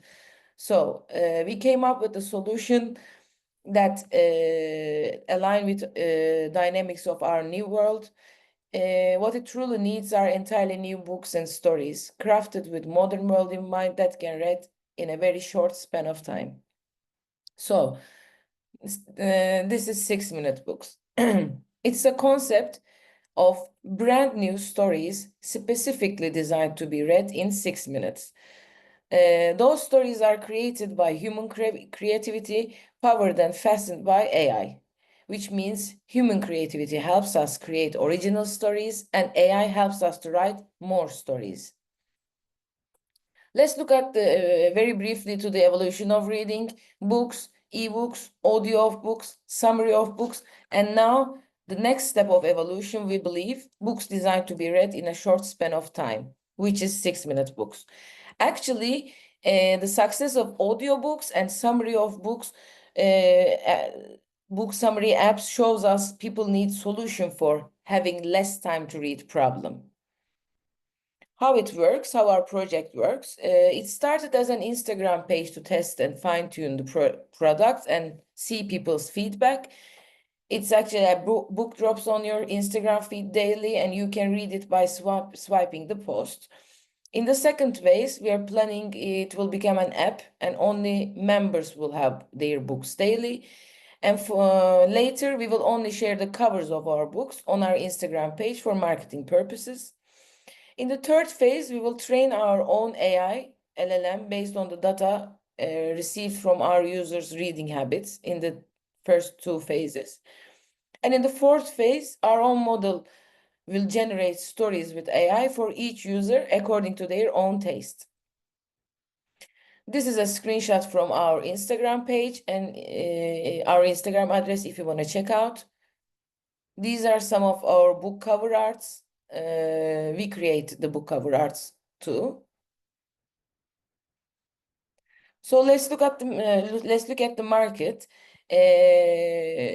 There is short drama apps. I don't know if you know, but it's really popular right now.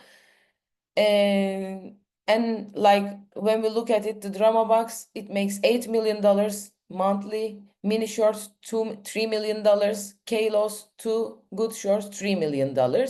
Book summary apps had a weight $2 million. $3 million. Blink is $2 million monthly. So we see actually our project 6-minute books can be taught like the book version of drama apps.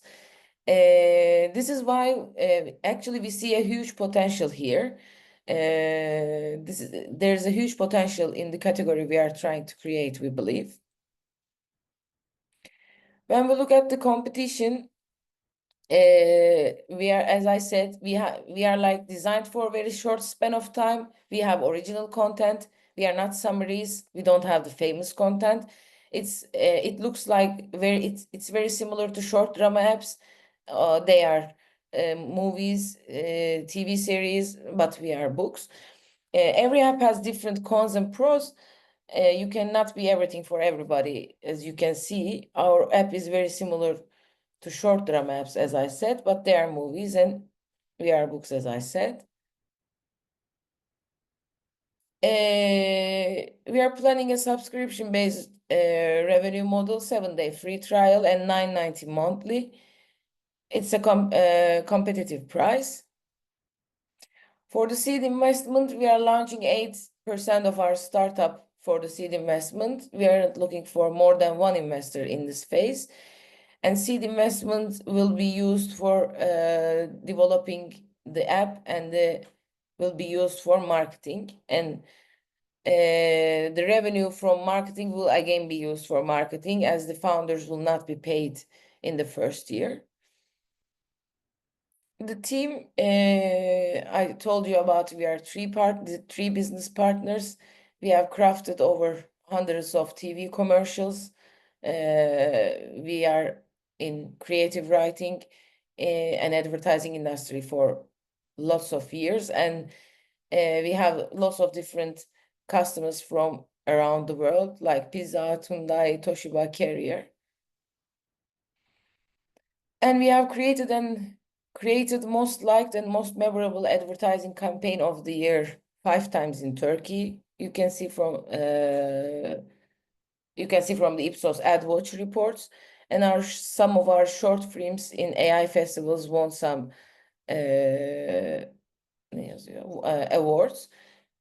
I don't want to tell us about more and more. Just don't wanna take your time a lot. So this is us, and this is our project. Thank you for listening. If you have Amazing. Thank you so much, Eje. I was personally very fascinated and intrigued by this project, because it is really futuristic to think where we are heading as humanity when AI will start co-writing, co-creating with us. This is a huge dilemma for the media industry, for like movie, TV production, for advertising.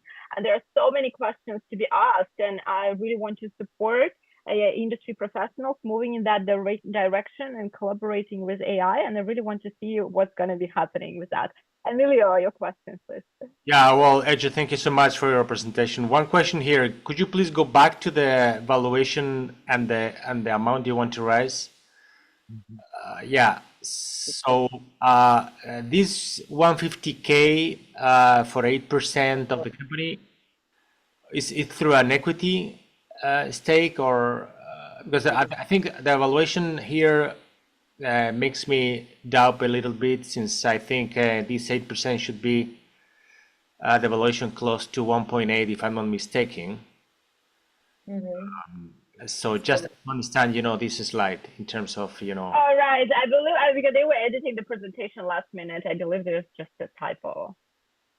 Oh, okay. Excuse me? Emilio, if you can. Okay. Yeah, but evaluation. Yeah, so basically the numbers in your evaluation, they do not There's some, if I'm not mistaken, the evaluation should be less than these 3 million. Not, but again, that's why I'm asking, how can you reach these numbers in terms of valuation and in terms of percentage? So that's it. Okay. So other feedback questions? Who wants to say something to 6-minute books? So we have here David Gluck. I don't know, David, if you're listening. I'm here. Do you have any feedback? Yeah, what are your thoughts? I want to hear from somebody new. What are your thoughts on this, David? It's just an interesting concept. A lot of content and media is getting shorter and shorter, which has led to things called like doom scrolling.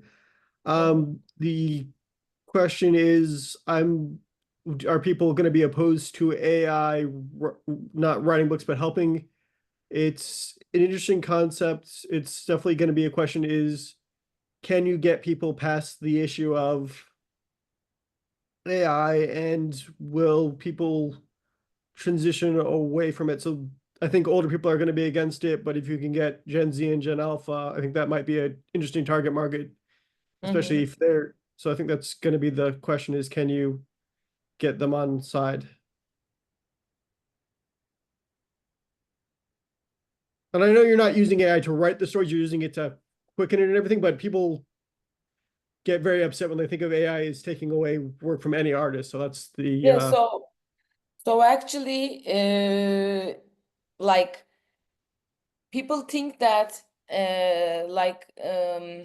programs like ChatGPT can write stories for you, can do something for you. Like they believe that if you write to ChatGPT or another AI tool, write me a story and it writes, but it doesn't happen that way. It cannot write. Human creativity is necessary. It's like a tool, it's like a program you can use by your side when you're doing the projects, if you know what I mean. It's like there wasn't Photoshop, now there is, but it still needs the human creativity, it still needs human. And AI in this project and now it is like this. It's a tool. And also, David, we will not market, we will not tell our customers that we are using AI to fasten our writing side. For example, people don't know how many CGIs are used in the movies, but they like the movie or they don't like the movie. Until the third phase, we will not market with. We will not tell our customers that our stories are written with the help of AI. Gotcha. That makes sense. What investors like and what the market likes. I mean, what individual consumers like are very different. So I understand why you put it here and maybe not tell them that. I Are the agree covers with made with AI though? Because people will be able to. Not me. I don't have that good of an artistic sense, but if the covers are made of AI, I think some people are going to be able to tell.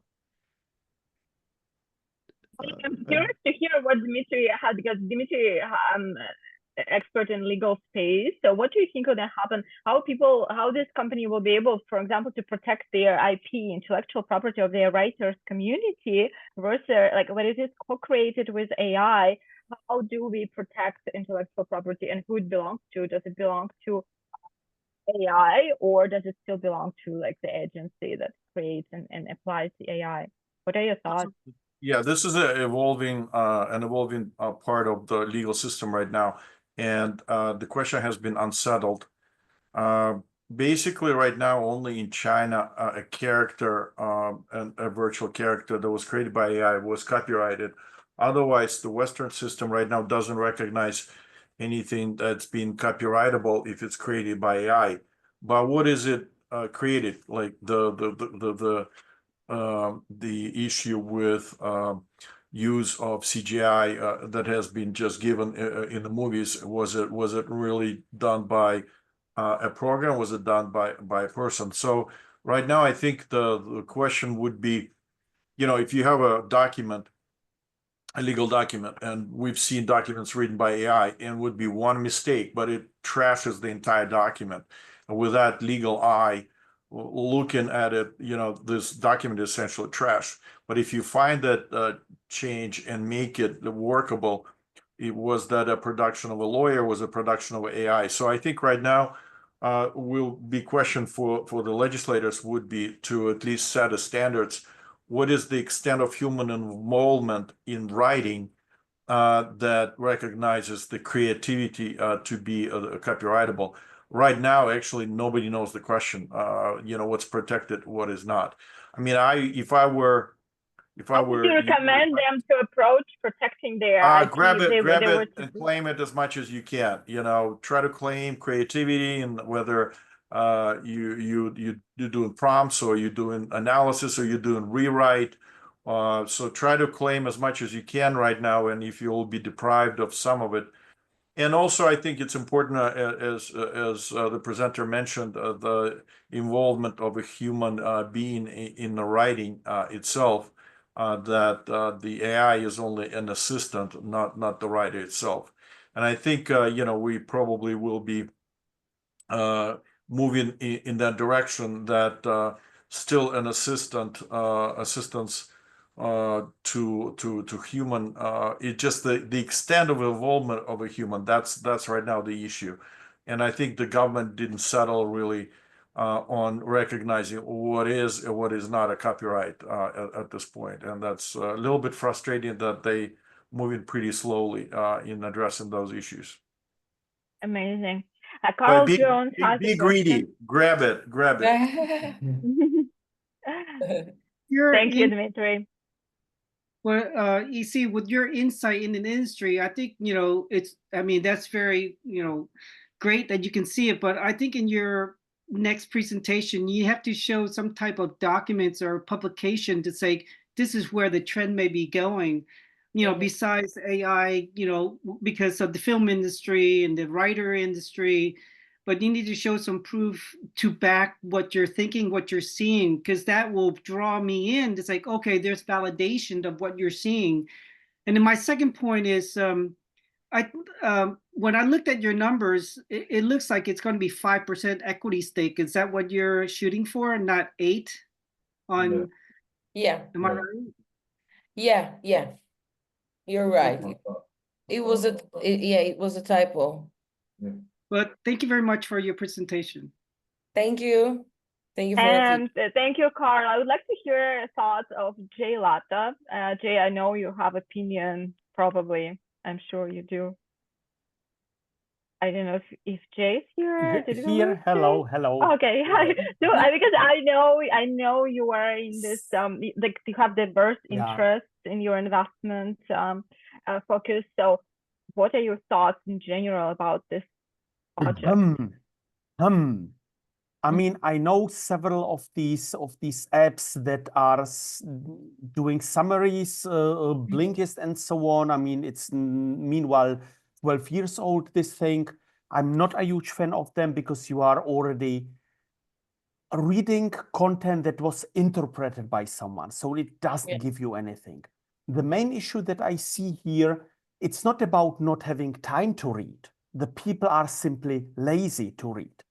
When I've been in corporate and I had many interns, one of my first question was always, what kind of book have you read the last time? And mostly it's like, books, do they still exist?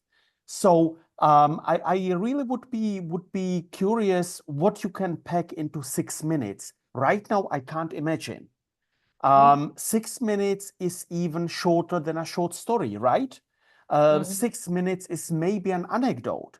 So it would be really tempting to see how much of the whole storytelling can be really put into a 6-minute book. It might be interesting. I guess I need to experience it. It would be great to see a demo. You guys could have brought a demo of 6 minutes. In fact, I realized I haven't seen one. I never seen a 6-minute book in my life. I would be curious to see. Next time we want to see the demo. I mean, it will be extremely challenging. I can just somehow extrapolate it from speaking. All of these speeches, keynote speeches, 45 minutes and so on, you are sleeping while you are listening to it. Then, of course, all of these TED-like talks, so 15 till 20 minutes, which is a little bit more enjoyable. Since 2 years, I'm giving lightning speeches. So to pack everything into 5 till 8 minutes, which is extremely challenging, but it's still something different when everyone is already prepared onto the topic than just throwing out a whole story in 6 minutes. Really, I need to see it. Yeah. I have a skill called 7-minute law. I kindly suggest you to start with the mind mute story. Okay. A book tonight for reading before going to bed. Definitely. We all read 6-minute books today. I make a commitment. I will definitely do that. Great. promise to you guys, we will have a separate event talking about trends in AI and human creativity, collaboration in media space. And because we had 3 or 4 startups in the reading industry and media industry trying to disrupt things with AI, and those projects are coming from industry professionals, which is really like they're trying to disrupt themselves, which is the only industry probably that is welcoming AI. I mean, unlike filmmakers, right? Filmmakers probably are not super excited about this, at least in Hollywood. But no, thank you for bringing this to our attention, and I'm looking forward to having that event. We don't have time right now, but definitely want to talk more about the whole concept shifting. It's like human AI collaboration and like new types of intellectual products that we will be getting, and new human behaviors unlocked, right, with AI. So it's incredibly inspiring, futuristic, awesome.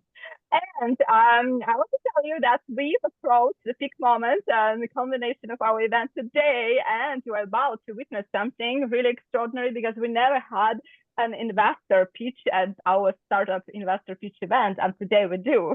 Today we have an actual investor pitching, and this is a surprise I was talking to you about at the beginning. We have an actual investor from London pitching his real estate investment opportunity to our audience of investors here.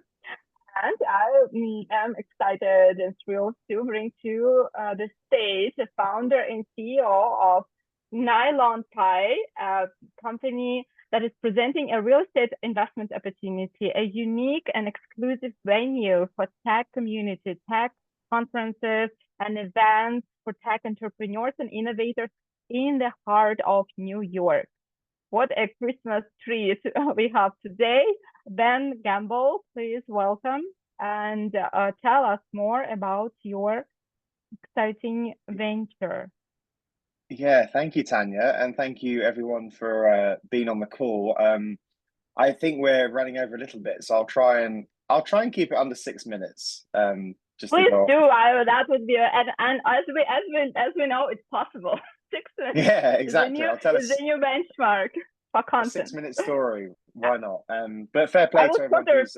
I will try to shorten all pitch next event to 6 minutes. Let's see how it goes.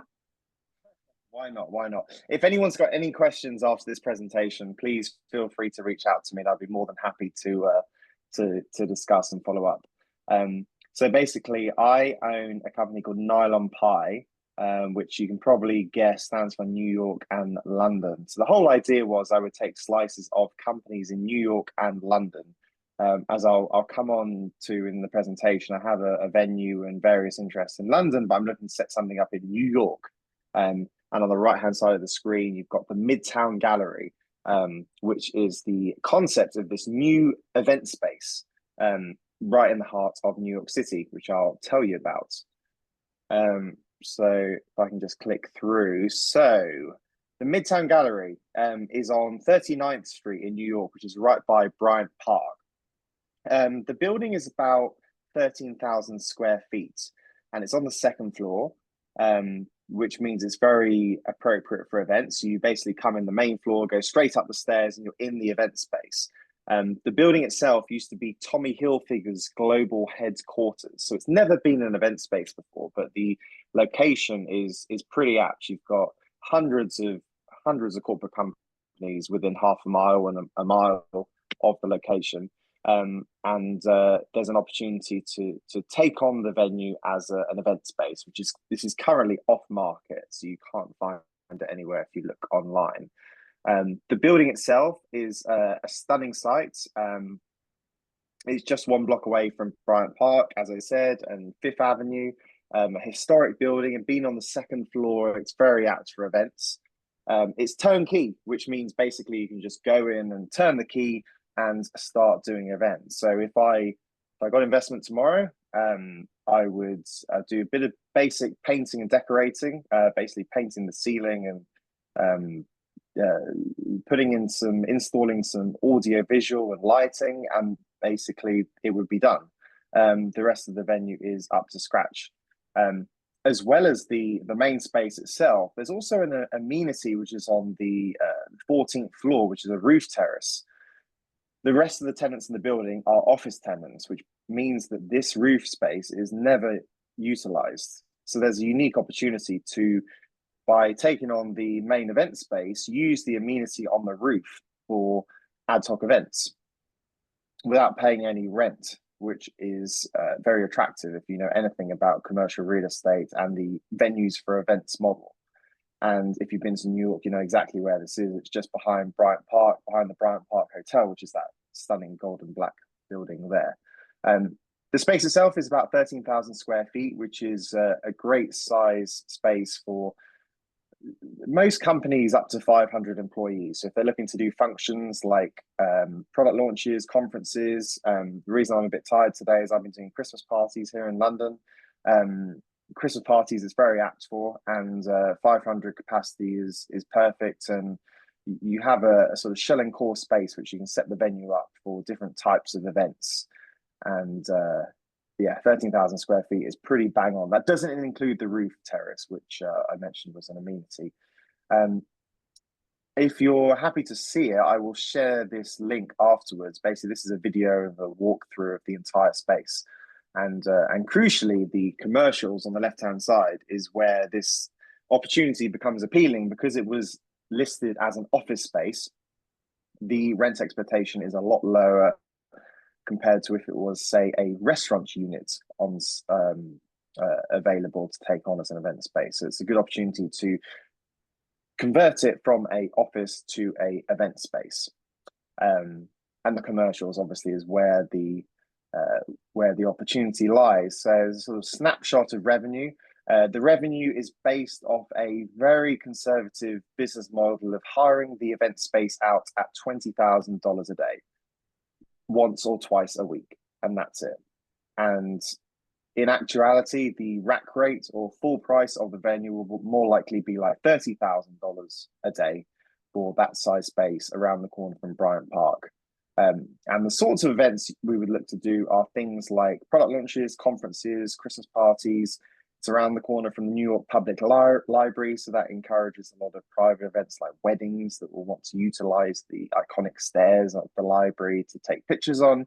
And it makes it a very achievable and exciting model. And I am searching for, this is why I'm on this call, $750,000 for 20% equity of the lease company and the operating company, which is a lot of money in some sense and not in another. I've been doing this basically my whole adult life, and if this was a few years down the line, I would have this sort of money and I would just take it myself, because it's such a good opportunity. I don't really want to give it away, but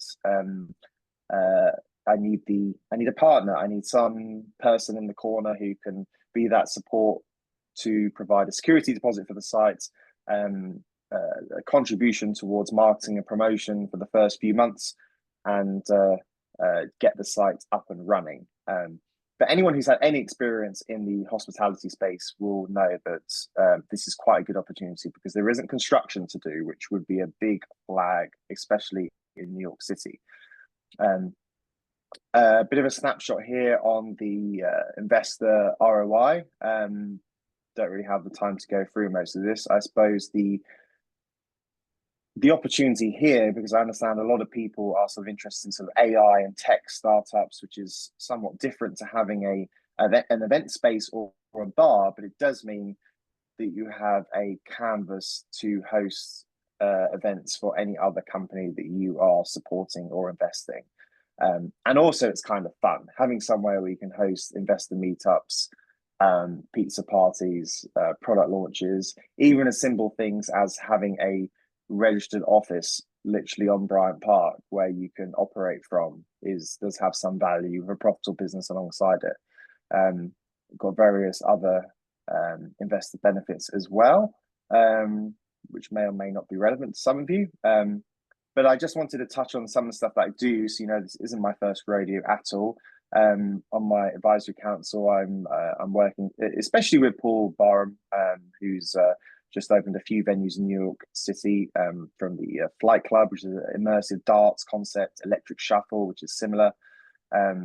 So it's really sort of a London experienced team with the desire to launch stuff in New York City, being the two of the best cities in the world.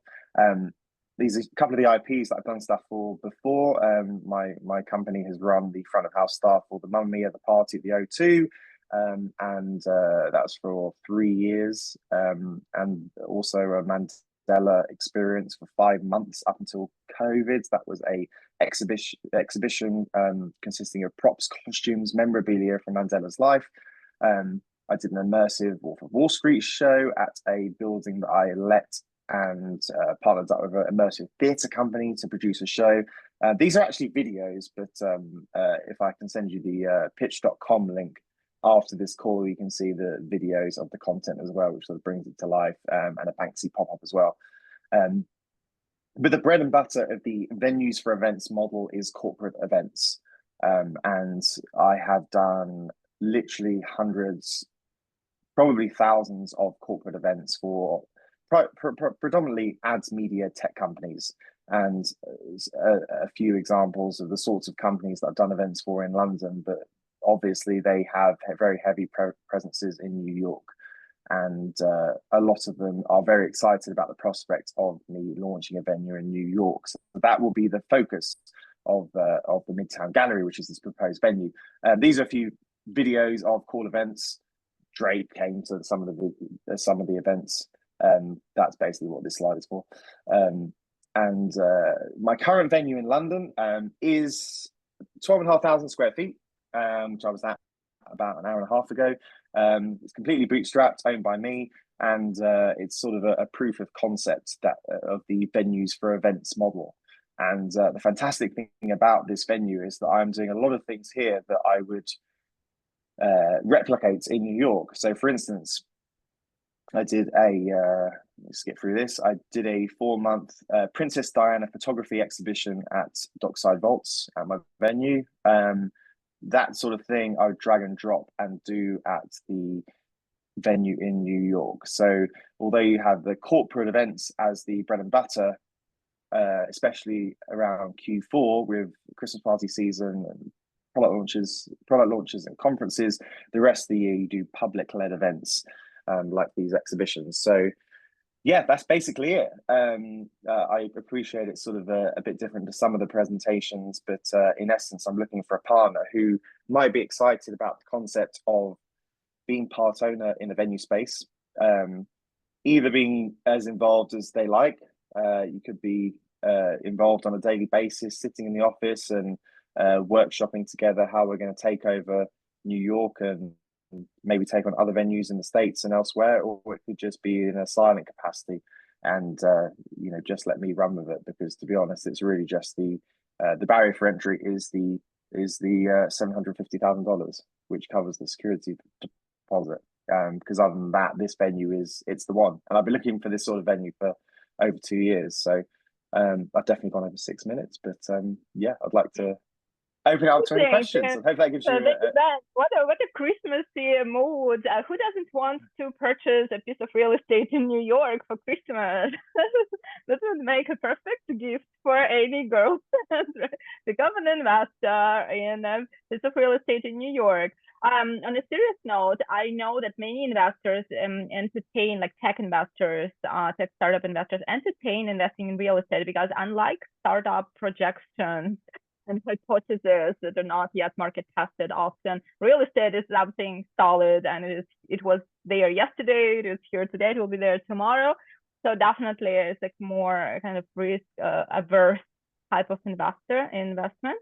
We will share everybody's presentations that were recorded today, or your pitch decks, with our network of investors, which is 15,000 subscribers on the mailing list. So every investor in US and beyond will get a chance to learn about your investment opportunities. And this is a part of our help support to global startup and investor community. And definitely, like, having offline events is much better than hanging on a Zoom call, right? We all miss those times, like parties and meeting people in person, atmosphere.